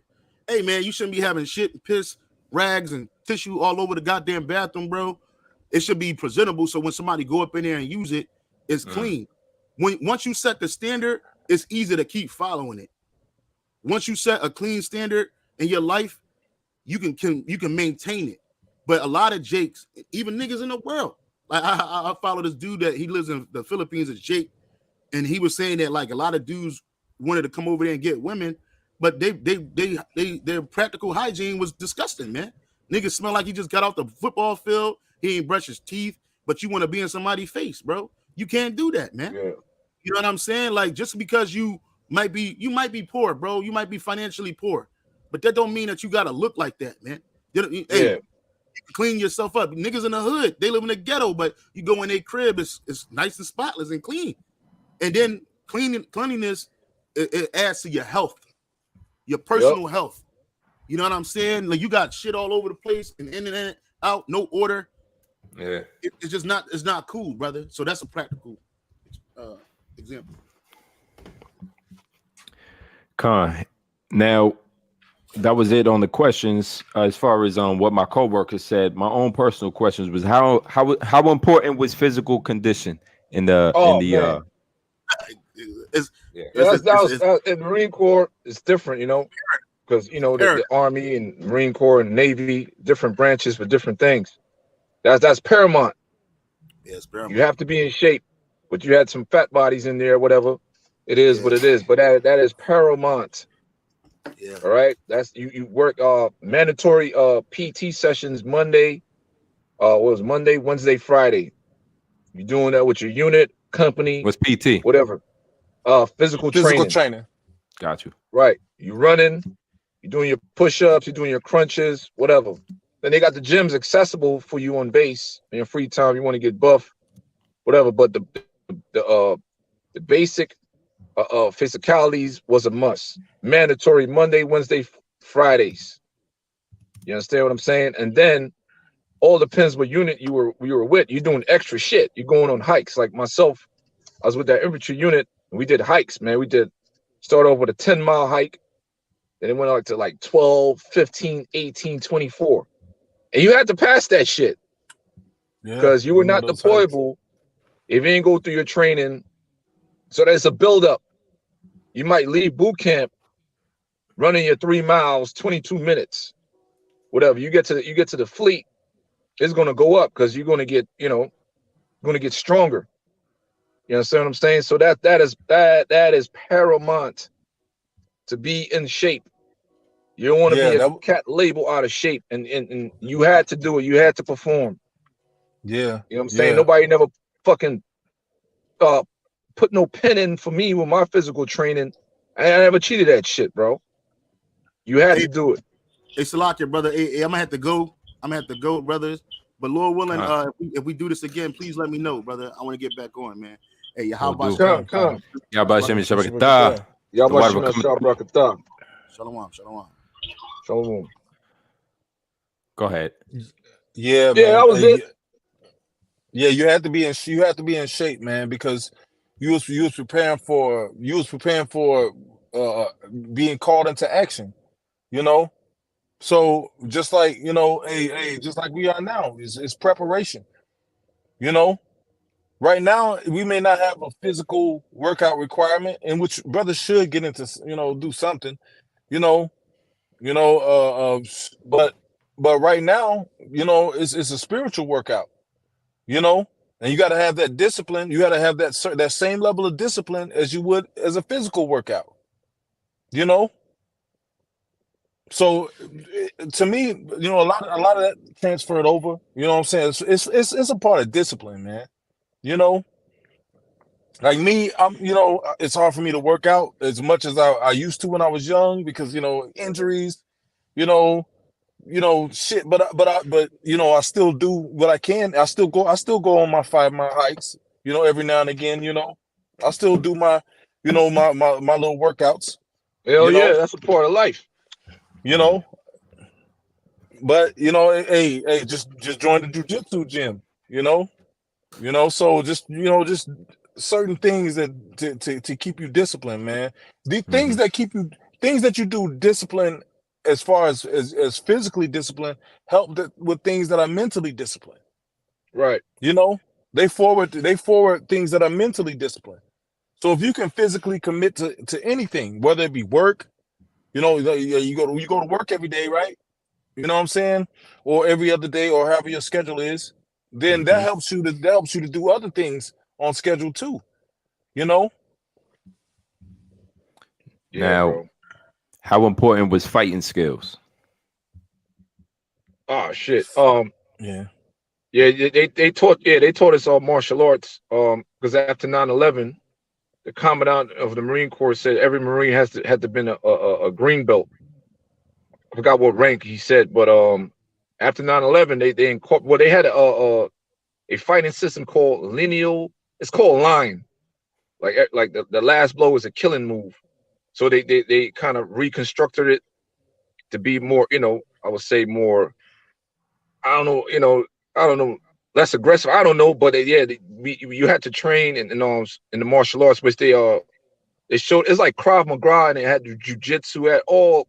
Punching, elbow strikes, fucking knee strikes, palm strikes, knife hands, knife techniques, grappling. They call it one mind, any weapon. If you're in a situation, you got a branch, you pick that branch up and crack somebody in the fucking head. For real war scenario, killing techniques. And if you go to like the special units, like you become a sniper and all that, it gets more intense for you. My shit was the basic stuff that every Marine had to go through to become a certain belt, to be special operations capable, or whatever they need you for. Same thing with your rifle score and your pistol score. You understand? So jiu-jitsu, they teach us the arm bars. They taught us the freaking the blood chokes, all kinds of shit. You know what I'm saying? In there. Yeah. And some people took it to another level, try to become instructors. I try to become an instructor, brown belt. I made it to the brown belt, ended up getting injured. So that wasn't for me. So that's in there, man. That's paramount as well. And the Yeah, more you practice it, the more better you became. That's when anything. A lot of Jakes didn't believe in that art. Now I'm like, damn, that's the shit they was showing. You know, I'm doing jujitsu too. Like, that's the same shit I was learning in Esau's military. What the fuck? You know, there's a lot of Jakes think they could fight, but they can't fight, bro. They be full of shit, man. Go ahead, yeah, Dama. with me, it was in the military. You know, you had you had a little fight school. You know, you learned a little. You know what I'm saying? With me, I took on. I took those. Fight. I was into martial arts. So I took up kung fu, and and certain arts myself, man. Because when I was in the army, man, they of course they teach you certain knife techniques. They teach you how to fight with the bayonet on your knife. They teach you jousting.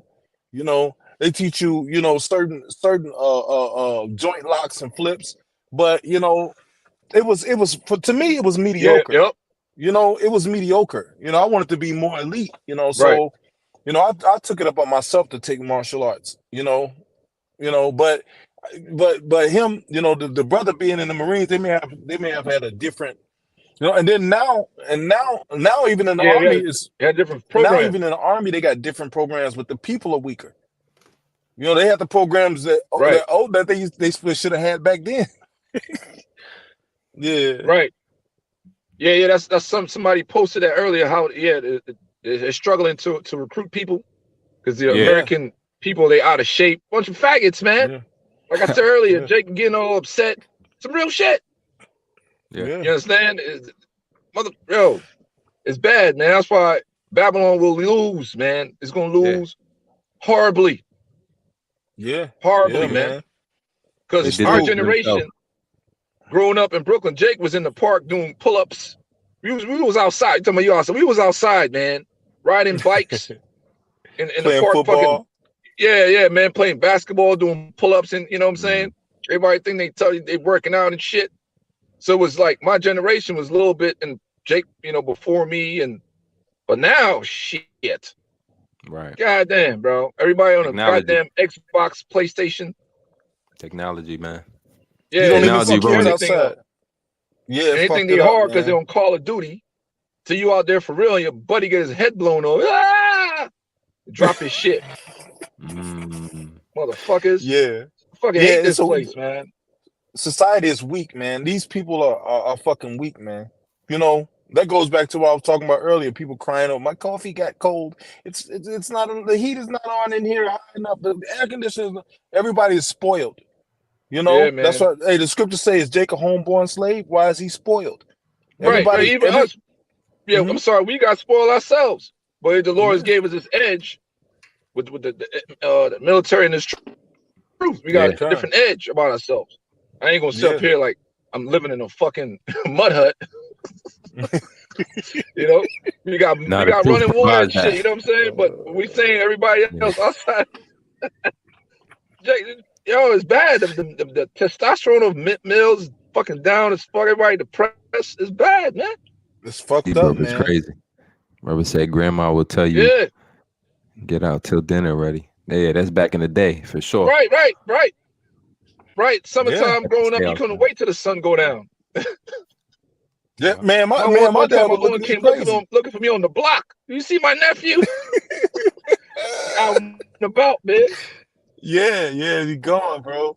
Yeah, lose track of time, man. Hey, man, bro, like parents didn't have to care, like they didn't have to come care where we was at.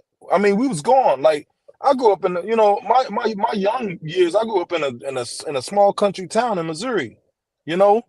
So we go ride on our bikes. We be gone all fucking day. Parents didn't have to call around back then. Where's my son? Yeah. My parents was like, why y'all back so early? Yeah. Well, y'all going back out? Yeah. It wasn't no restrictions, like, but you kind of understand it because this is a freak fucked up world, man. You got pedophiles, you got pedophilia running rapid. They're trying to legalize it's way worse now. Kidnapping. So I kind of understand a little bit, but then again, bro, like we grew up in two different eras. Yo, I got 3 more. And now y'all shared about the past, everything from the time you guys came in, right, at 18, late teens, to the time you guys was discharged, and even a little bit after. Now just dealing with now and currently. What elements to this truth remind you of the military? And you could provide scriptures if you have any that come to mind. What elements of this truth remind you of the military? The rebuilding of the tabernacle of David. Order and structure being set up. Yeah. Each tribe had the head member to represent them. So that's what's going on in Israel. The reconstruction of the tabernacle of David, and you're gonna have the that rank going out, man. You know what I'm saying? But in the tabernacle of David, you have judgment, mercy, and faith. Esau have no mercy in your ass. No. we have the guidelines, the commandments to abide by. Esau's military is, they have guidelines, but motherfuckers is shady as hell. Yeah. So that's that's my ask. My response. Dama, can you ask the question one more time so I can make sure? What elements of the truth remind you of the military? The being in a brotherhood, being around brothers, and having that camaraderie amongst brothers in the faith, reminds me a lot of the military, bro. Of course we had separations and differences, but when you in a situation where you're in a hostile environment, it brings everybody close.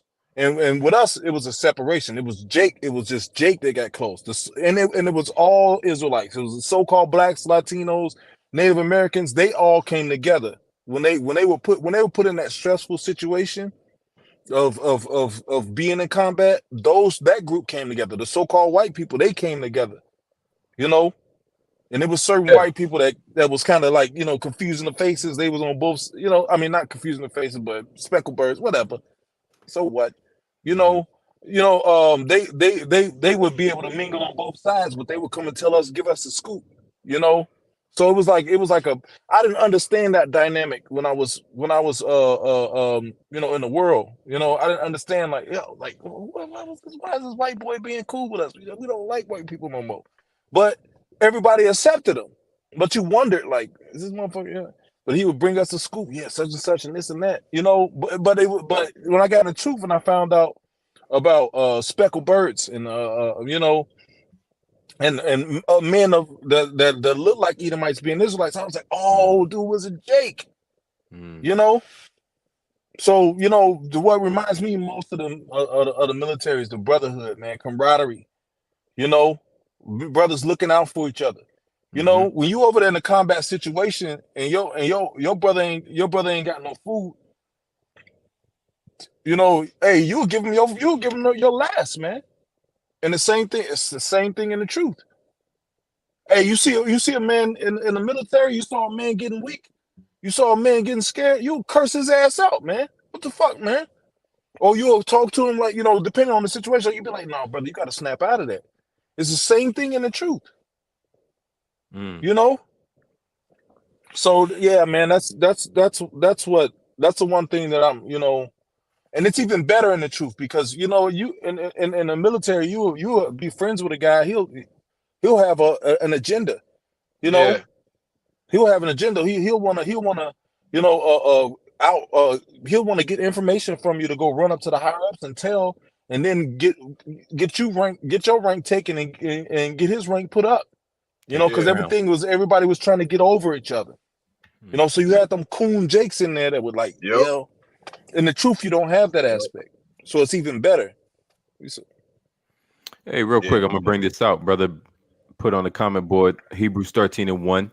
Let brotherly love continue. 13:2. Be not forgetful to entertain strangers, for thereby some have entertained angels unawares. Verse 3, remember them that are in bonds as bound with them, and them which suffer adversity, as being yourselves also in the body. Yep. Y'all want to say anything on that? Yeah, the band of brothers, the real brethren, man. That's what it's about. And in the Marine Corps, they had this saying, "Semper Fidelis," means always faithful. Always faithful. So in my mind, why the fuck? When I was in, I would be faithful to Esau shit, but I didn't know it was Esau, the white man. Fuck that shit. But now, in the favor, it makes a whole, there's a whole nother perspective to it. The just shall live by faith, man. We walk by faith, not by sight. So yeah, always faithful to the brethren, to the real brethren, from the apostles and elders on down, because you got to enter through the sheepfold. That's the straight gate through the brotherhood. So it's not even no fabrication. The brotherhood is really that serious, just as the military. Because even more. Right. That's what that's part of the things. I was battling when I got kicked out for I ain't had nobody, bro. You know, and the brotherhood wasn't formulated how it is now. So shit was rough. I was like, fuck, man. You know. So once that brotherhood made your life a little bit more easier. Brothers are here to help you out here, help you out there, give you a ride there, and then vice versa.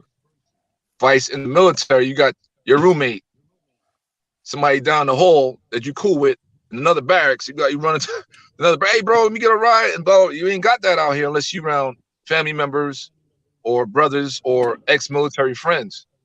You know, because when you out, you by yourself. You got to deal with all the fucking thoughts, and if you got PTSD, you got drinking problems, you're going through divorce, you got to deal with that shit by yourself. I think that's that's a whole nother level, man. You know? Man. You know, hey, being out there, being out there in the world without this brotherhood, man, I couldn't imagine that, bro. I couldn't. Yeah, man. I couldn't fathom that, because the brotherhood is pure. You know what I'm saying? It's not like the world. Even though we have men that fell out here and there, but out there it's vicious. You know, it's cool to a certain extent. Everything is cool to a certain extent. And the brotherhood, you can kind of release yourself a little bit more, you know, because you know it's more rare that it's a nigga amongst us than it is a genuine brother. Facts. You know, I got a scripture. This is Sirach, or Ecclesiasticus chapter 37, verse 12. It says, "Be continually with the godly man, whom thou knowest to keep the commandments of the Lord, whose mind is according to thy mind, and who will not sorrow. Who will sorrow with thee if thou shalt miscarry." You know, so 100%, man.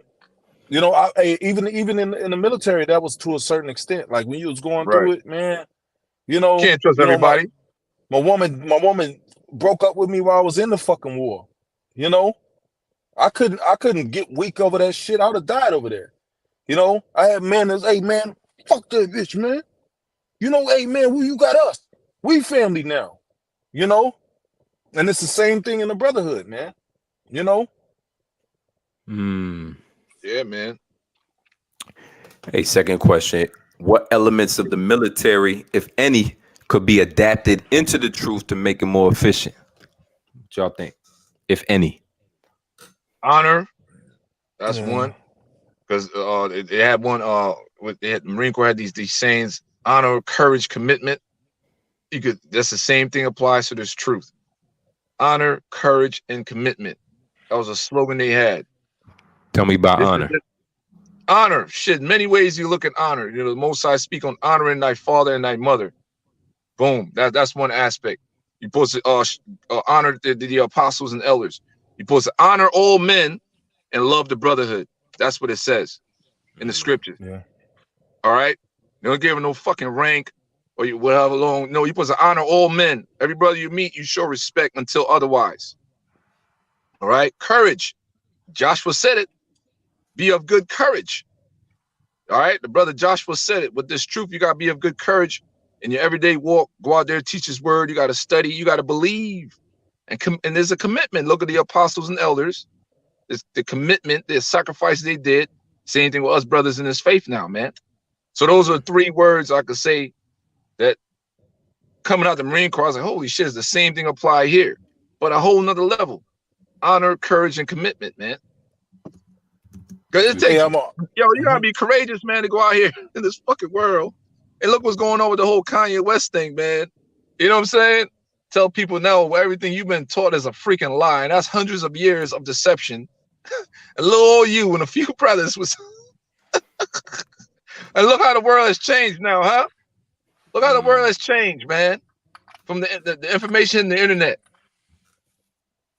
Plain and simple. That's right, bro. Dama. Loyalty. Because hey man, the brother Barack kind of touched on this earlier. When I was in the military, I was loyal to the military. Mm-hmm. I was one of those people. Hey, if I got this is my job, this is what I gotta do. Fuck the bullshit. I'm gonna get it done. So it's the same thing in the faith, man. You go through situations. Went through situations in the military. You know what I'm saying? But I mean, you went through things in the military that was like, you had to suffer through, but you had to stay loyal. Just same thing in the truth. You go through things in the truth that affect you, but you got to stay loyal. You got to stay committed. Okay. So I'm big on loyalty, man. And the brother Barack almost said this earlier. I felt like, hey, I was loyal to the military, so I got to be even more loyal to this. Yeah.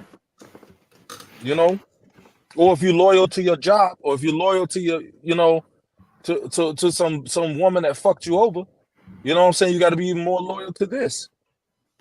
So the top level of loyalty.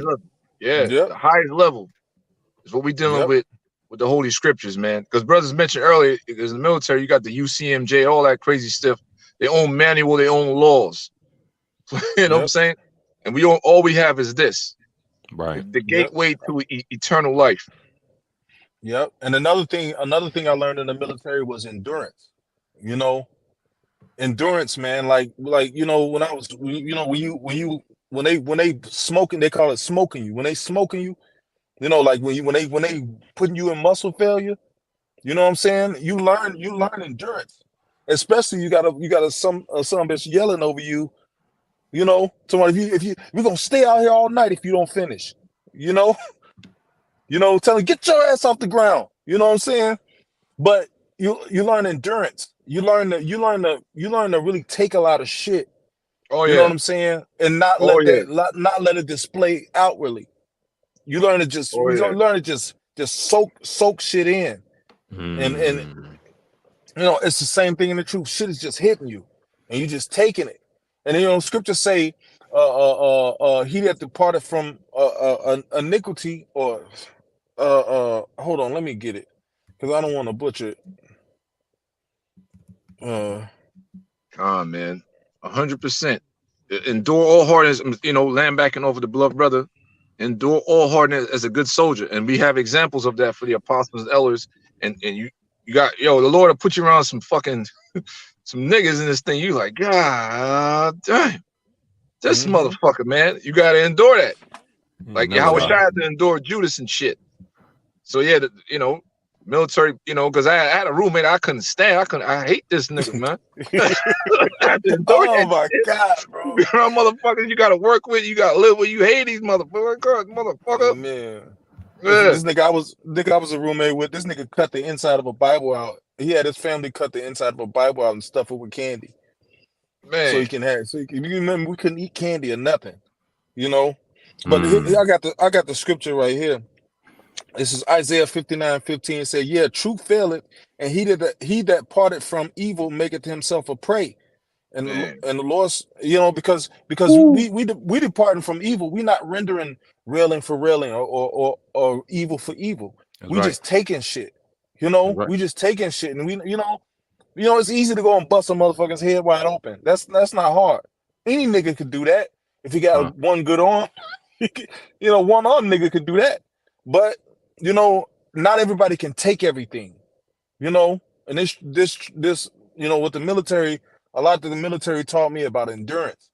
When I was over there in that war and my woman left me, I had to endure that shit. I had to take that shit in and say, look, I can't be fucked up about this. I got a son I gotta make it home to. Yeah. But it says Would y'all say determination is something that you gotta have? Could you apply that to the truth? Like just determination, what they call willpower, you know? Yeah, that's from the Most High. There you go. The Lord got to give you that, bro. You got to pray, and that Lord got to instill in you the willpower to go through whatever. You know, that's the life of an Israelite. But the Lord has to instill that in you. Every Israelite, as in the truth, man, we're walking miracles, man. We're miracle babies. Straight up. Yeah. All the snares and traps, everything, because we could have got blown up out there. Yeah. Anything gonna happen, bro, at any time. And they would have give your parents a fucking ribbon, and somebody gonna be using your fucking SGLI money, your insurance money. Half went to your wife or whatever. You use using in the casket with a fucking American flag. Bro, I count my blessings, man. Man, bro. Hey, when I go through really hard trials, man, that's something to look back on and say, look, the Lord brought me through that shit. You know, and I understand why the Lord put me in the military, because I was raised in church all my life. I didn't know I didn't know shit for nothing. I didn't know how to, say, you know what, fuck that. I'm not doing that. You know, the military taught me that, and you taught me that by dealing with racism in the military. And the truth is what really elevated that for me. But yeah, go ahead, brother. All right, last one. What elements of the truth are missing in the military that you're not gonna find in the military, but they got them in the truth? Oh man, easy. The real image of the Lord and Savior.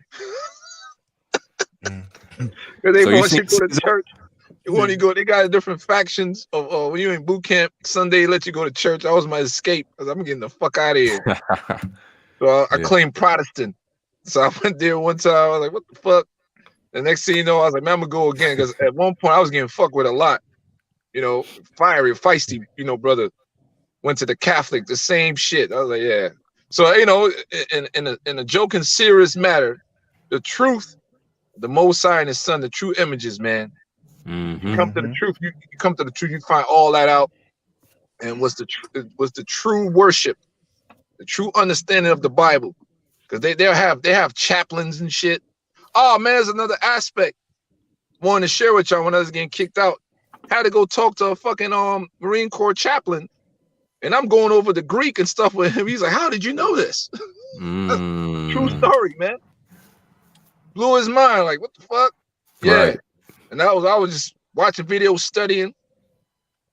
So yeah, that's one aspect, man. Yeah, the truth. Right.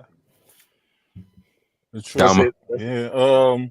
Well, this is something that the truth taught me, that I taught my son. I told my son, I said the first rule in being a man is learning how to say no. And when you coming out of your parents' house, you never get to tell your parents no. I was the youngest, so I couldn't tell nobody no. And then when I went to the military, that kind of even suppressed me more. Because you giving orders in the military, and you can't disagree with them orders. And if you do, you gotta have a really strong argument. You know what I'm saying? Or you gotta have somebody that's higher ranking than the guy that you're getting into it with, that has your back. But the truth taught me to be a fucking man, bro. The truth taught me to say, if this thing is wrong, I'm not gonna fucking do it. I don't give a damn if you do it or you do it. I don't give a fucking none of y'all do it. I'm not doing it. The truth taught me how to say no. The truth taught me, when I was with my family, you know what I'm saying? And they was like, hey, you coming to the Christmas party? No, I'm not coming to that. When before that I was in the truth, I would go. Even though I had family members I didn't want to be around then, but the truth really brought out the man in me, the ability to make my own decisions. That's real. Without feeling messed up about it. I'll never forget, Apostle Ricard did a video a while back called "You gotta be your own man in this truth." Yeah. You know, and that's what the truth real. taught. You know, the truth taught me how to disagree, how to choose my own way, how to say, look, no, that's not the way I'm going. And you know what? In the world, you got your woman will pull you away from what you believe. You You got your got family. family. You Yeah. Yup. got you got certain people that on even job bosses. You know, Right. if a manager told me I got to cut my beard, Yep. then fuck you. Yep. No. Yep. But That's in the real. world, when I was in the military, Oh, You got it cut off. yeah, he cut off. He probably got a phone call. Oh shit. But yeah, that's real what that brother is saying, because I had that same dilemma coming out. You didn't really have a mind of your own. hello, y'all So, hear me? yeah, we hear Yeah, you you now, back, brother. Yeah, there you Yeah, go. There you go, brother. I was saying, like, I wasn't properly able to disagree. And I told my son, I said, look, son, I said, look, man, the first thing that you should learn as a man is how to say no and disagree. So when he started getting to the age of responsibility, I told him, look, son, hey, from now on you can disagree with anything I say, but if I show you in the scriptures, you got to make your own choice. Because we don't get the ability to, especially as men, we should start at an early age of making our own decisions, because that takes away that. Then you grow up under your mother never allows you to make your own decisions. You get out in the world and you go to meet women, and women want you to fucking make the decisions. Right. So you're held back. You're learning how to be a man. Real. You don't start learning how to be a man until you get out from under your parents' roof, or you get out from under some other thing that's making you do what you don't want to do. They vibration. Yeah, man. So the truth taught me how to say no, how to disagree. That's real. That's real. Hey, I grew up in the truth too, brother. I was not a man when I got into this truth, bro. And even years later after this truth, but through the process of matriculation, brother. Then, and like you said, brother, that was a major thing for me. Understanding when to say no, and understanding not to put yourself in certain situations, how to avoid and manage, and still learning, man. Hey, the truth is, like I said, if this was I usually make this reference. If this was college, we'd all had doctor's degrees right about now. We've had PhDs. We'd be super PhDs 4 or 5 times over. If we was in college, we would be making 250 grand each, because that's how many years we studied behind this truth. So that at the matriculation is not just book sense, but it's street smarts, because we got to be out here in the midst of these people dealing with and applying still.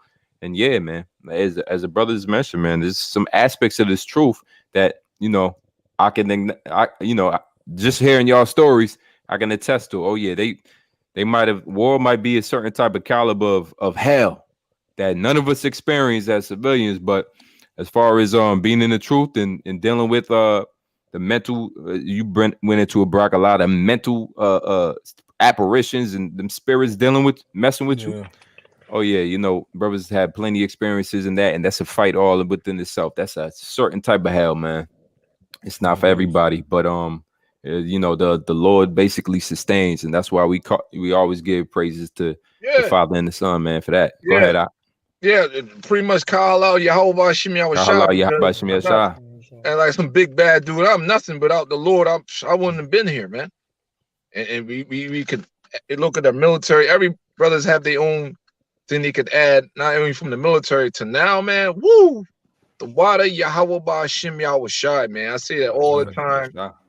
Like for real, man. We have a lot to be thankful for. We do. However you were in the world to where you are now, with 100% truth. And you still battling, you still fighting, right? You're still motivated. Somebody got to be the elect. Yeah, man. I ain't gonna point no fingers, but somebody. Oh, there you go. There you go. You pointed at me, right? Did you put it at me? I got 2 fingers up there. Look. I did it. Throw that 3 up, brother. Hey, yeah.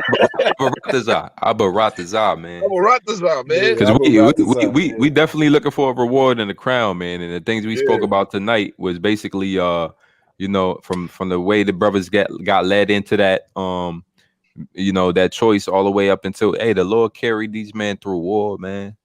You know what I'm saying? And through the spirit of the Lord, it just hit me, man. I mean, I'm at work and I'm just toiling at work. And then, you know, the spirit of the Lord was just on me like, man, you ain't never seen the brothers that's been overseas in combat come together and speak and share their experience and then make it relatable to the brotherhood and the believers out here because we are fighting. And the water, Barack, a brother brought this out earlier, but the water, Barack, rebuke the tempter. It says 2 Timothy 2:3, thou therefore endure hardness as a good soldier of Yahweh Mashiach. Yahweh And Shai. Salaki, Yahweh Shai Hamashiach. And you can see how now, you know, now it's more understandable. You see what soldiers really got to endure, man. These brothers are soldiers, straightforward, straight up and down. You've seen the paperwork from the beginning of the video. You know, you heard the experiences. These brothers are soldiers. They know what it's like to endure, and hardness, especially when all hell is breaking loose. Those type of conditions that you normal Jakes out here who, you know, unless you've been in that type of heat and fire in the hood in the project somewhere, you don't really know what it's like. You don't know what it's like every day, and then you got to wake up and go to sleep and wake up and go to sleep, and ain't no telling when this shit gonna be over. Well, that's what it's like enduring this hardness. You don't know when it's gonna be over, but you know it's short. Y'all want to say something? I ain't got much to say, man. Man, I was just saying, I was just agreeing. I'm happy to be here. His brother be saying that in Chi-Town. Happy to be here. Yeah, I'm happy to be here. Happy to be here, man. That's all. One thing I'm gonna say, a lot of Jakes, they don't know, man. I truly understand why Yahweh Shai was on the cross said, "Forgive them, Father." You know what? They know not what they do. A lot of people don't know. You know, that's something I had to deal with because Jake, you know, they don't know, man. That's what DMX said. They don't know what we do.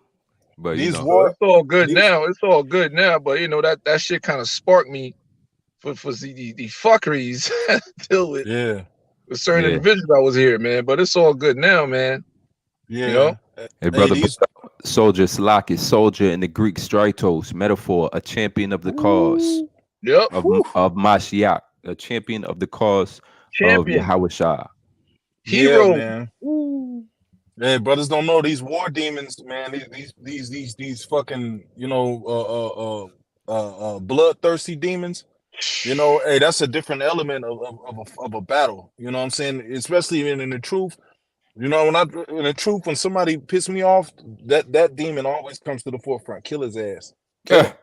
You can do it. You know, but you gotta fight that shit, bro. You know what I'm saying? You gotta fight those demons, man. You know, because these demons, these spirits, you know, they testing your fortitude. They there to see what, you know, is you gonna trust in the Lord? Is you gonna pray? Or you gonna be presumptuous? You gonna jump out there and do some stupid shit? You know, because we gotta keep over our bodies, you know, unless we become castaways. You know, so you know, it's a battle, it's a fight. You know what I'm saying? You know, everybody got their own demons, and your demons, according to your strength, may be even worse than mine. You know what I'm saying? But it's a fight for all of us. You know, so we gotta keep it in mind that we gotta endure, man. We gotta continue to push past all the bullshit, because the more and more as this thing comes to a head, it's gonna be more shit coming at us. More and more shit coming at us. So we got to remember that, hey, this is a war. This is a war. This is the war. And it starts mentally, you know? And you gotta some things you just gotta brush off and let it. Hey, you can't worry about it. You can't worry about get back all the time. You can't worry about revenge all the time. But you gotta worry about the job that the Lord set in front of us, which is pushing this word. Pushing the word, man. You know? Exactly. We got a bigger picture. We got scripture said the meek shall inherit the earth. And that's in Matthews 5 and Psalms 37. That's the goal in righteousness, man. That's the goal. So to that path, a whole lot of, you know, ups and downs, smiles and frowns, but eventually, according to the scriptures, we already won. So So Lord willing, be part of that number and be able to win this fight to the end. So everything we had to go through from the truth to now, whatever your walk is for this. It's for this, man. That's right. Everybody matters. That's why, brother. Well, I actually quote, honor all men. There's a body. You might be more proficient and more intellectual. Another person doesn't mean they're lesser than you, man. We all getting the same penny. That's right. You don't undermine nobody in this thing. That's right. Everybody here is fighting for their lives, for our heritage. That's right. You know, so all kinds of tests. Because I ain't gonna front, brothers. When I was getting kicked out, I was nervous, man. I was like, what the fuck? Then scriptures come to serve the Lord, prepare thy soul for temptation. I was like, God damn, man. Scriptures is real. So you know, you're in your own thoughts until, you know, had to go see a lieutenant colonel. He told me I can't go teach no more. And I was like, okay, sir. And I'm like, whatever. And I'm still teaching. And they, you know, brought the paperwork out. Brother was nervous till the spirit told me to go talk to this. And I was in a logistic unit. This week got females. So it was a female first sergeant, a Judite woman. I had to step to her. I was like, hey, first, I need to holler at you, man. I was getting nervous, man. I didn't know what to do. And the spirit told that woman to tell me, stand for what you believe in. That's all I need to hear, man. And plus, I was like in contact with the beloved apostle at that time too. He told me the same thing. I was like, you know what? Fuck this shit, man. And it was hell, but I'm still here. Lord willing to the end, man. Bro. Hey, I got a little testimony. Go ahead, Salaki Dama. I was just repeating what the brother had said. Stand for what you believe in. Believe in. That lady told me that. That's right. I needed that shit, bro. I was, brother was in tears, damn near. Yeah, man. Hey, man, when I first got in the truth, man, you know, when I first heard about the truth, of course, I heard about the truth when I was overseas, you know, but when I came home, you know, I was actually fucking homeless. You know, man. I had a house, but you know, the house was in my son's mother name because we moved right before I left. She wanted to be close, so everything was in her name. When I came back, she was with some other nigga. You know, so I was the whole time I was there. I'm sending money. You know, but you don't give a fuck about money when you can die every day. You know, money don't mean shit to you when you're in war. It don't mean a goddamn thing because you could die tomorrow. This shit blowing up out here. You can't think about money. So it never really affected me that this bitch was spending my money, but this shit was dirty. You know, but you know when I came back from the war, you know, I had to leave because I'm like, man, I'll kill this bitch. You know, found out she was cheating. I was like, I can't stay there because I've been and killed this chick. I really wouldn't know my son. You know, but I was homeless, and when I started, you know, when I started finding out about the truth, you know, I was like, man, when I started growing in the faith, bro, the Lord blessed it to where, a claim that I had filed a year or so back had went through, but I didn't have no address. So when I called the VA, they told me, hey, we got like a $14,000 check waiting for you. But I was being faithful. I was being faithful to the Lord, man. I was coming into the truth. I was reading my Bible. I had stopped smoking. You know what I'm saying? I had, you know, and I was still homeless. I was still sleeping. You know, it started out I was living in a bando, but you know, some of my friends saw me and they took me in. In which that brother is in the faith now. Call all Yahawadah7571. But you know, I was sleeping on the brother's couch, man. You know, found the truth, stayed faithful. You know what I'm saying? Started going out teaching. And then boom, out of nowhere, you know, I was like Biggie Smalls said, I went from ashy to classy. You know, the Lord blessed me with everything because the house I was staying at, they were smoking weed and I was trying to get away from it. They were smoking weed and just, you know, drinking. It was demons, you know. But that brother in the truth now too. But hey, I stayed faithful and committed to the Lord. The Lord brought me out of that situation, man. And the Lord, man, if we stay faithful and committed to the Lord will bring us out of this situation. Yes. Yes. You got to look at your life as an Israelite and all the shit you've been through, and you in the truth now. And there ain't that's not a small thing, man. We using this military like we better than brothers and none of that. But certain brothers are in this thing because it's prophecy. That's from the military. It's only in your Bible. That was in Esau. That's what we're dealing with the whole Gentile thing, man. That's why Cornelius is a big thing. Because I was an Israelite in the Roman army. I heard the word, and that's brothers in that same vibration. One day you turn on YouTube, you're like, what the hell? So it's prophecy being fulfilled on all levels, man. Yeah. So let me close. Let me close it up with unless there was more that you brothers wanted to share. Nah, man. Because you know, guess what? You know, Abarat, this went so well. We got to do a round two. Abarat, we got to do a round two another day. Probably. Man, I'm cool, man. I'm cool. I ain't got much to share, No, brother. no. We're gonna do something a little bit different. It ain't gonna be a testimonial style. It's gonna be just, you know, having the same group of brothers back. You know what I mean? Because it's gonna be we're gonna do is, you know, the testimony is out the way now, so we just gonna have the same group of brothers back with the same type of energy, you know. But yeah, you know, I'm just gonna end it with this clip right here. You know, one of my favorite audio clips. Let me know if y'all can hear it, and we'll close it with that. All right. You know, living with you, it hasn't been easy. People see me, but they think of you. Now with all this going on, this is going to be worse than ever. It don't have to be. No, sure it does. Why? You got a lot going on, kid. Well, my last name? That's the reason I got a decent job. That's the reason why people deal with me in the first place. Now I start to get a little ahead. I start to get a little something for myself, and this happens. Now I'm asking you as a favor not to go through with this, okay? This is only going to end up bad for you, and it's going to end up bad for me. You think I'm hurting you? Yeah, in a way you are. It's the last thing I ever wanted to do. I know that's not what you want to do, but that's just the way that it is. Don't you care what people think? Doesn't it bother you that people are making you out to be a joke and that I'm going to be included in that? Do you think that's right? Do you?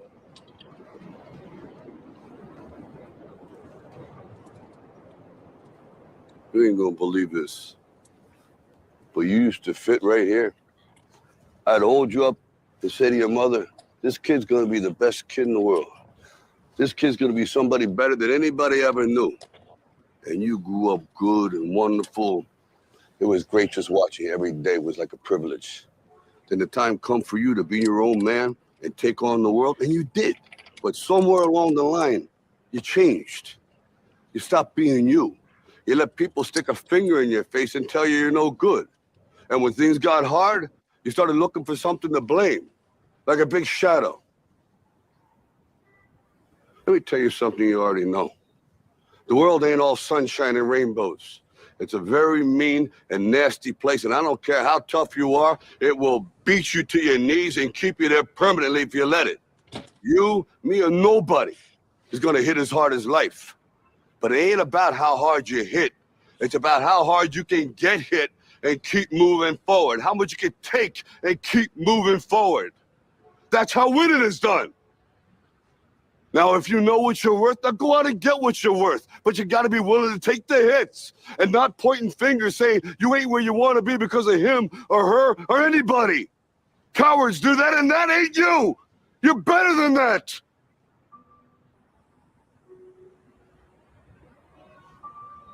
And that's factual. I'm always gonna love you no matter what. No matter what happens. You're my son, you're my blood. You're the best thing in my life. But until you start believing in yourself, you ain't gonna have a life. Woo. Whew. That's heat. Yeah, it's powerful, man. Because you calling yourself a prince of the power, the steps to that, man. You know, you got to believe in yourself. You got to believe that he is. Start with believing in yourself. It starts with you, your everyday battles, everyday journey. That's life, man. Come on. All kinds of curveballs. With Sirach, the second chapter, you know, That's the third right. chapter, That's prepare right. thy soul for temptation. Yeah, second chapter. Yeah. Yeah. And with that, We're gonna give all glory, honor, and praises to Yahweh, Bahashem, Yahweh Shah, Bahashem, Rakak Wadash. Shalom. Is to the apostles and elders, great most Shalom on to the who rule all over the apostles, flock. elders. Shalom to all you brothers out here pushing, you know, and shalom to all the Akim and the Akawaf paying attention, scattered Israelites, right? Speckled birds, shalom, we see you. Keep pushing, stay strong. Above, DTA, shalom. Shalom. Y'all stay on.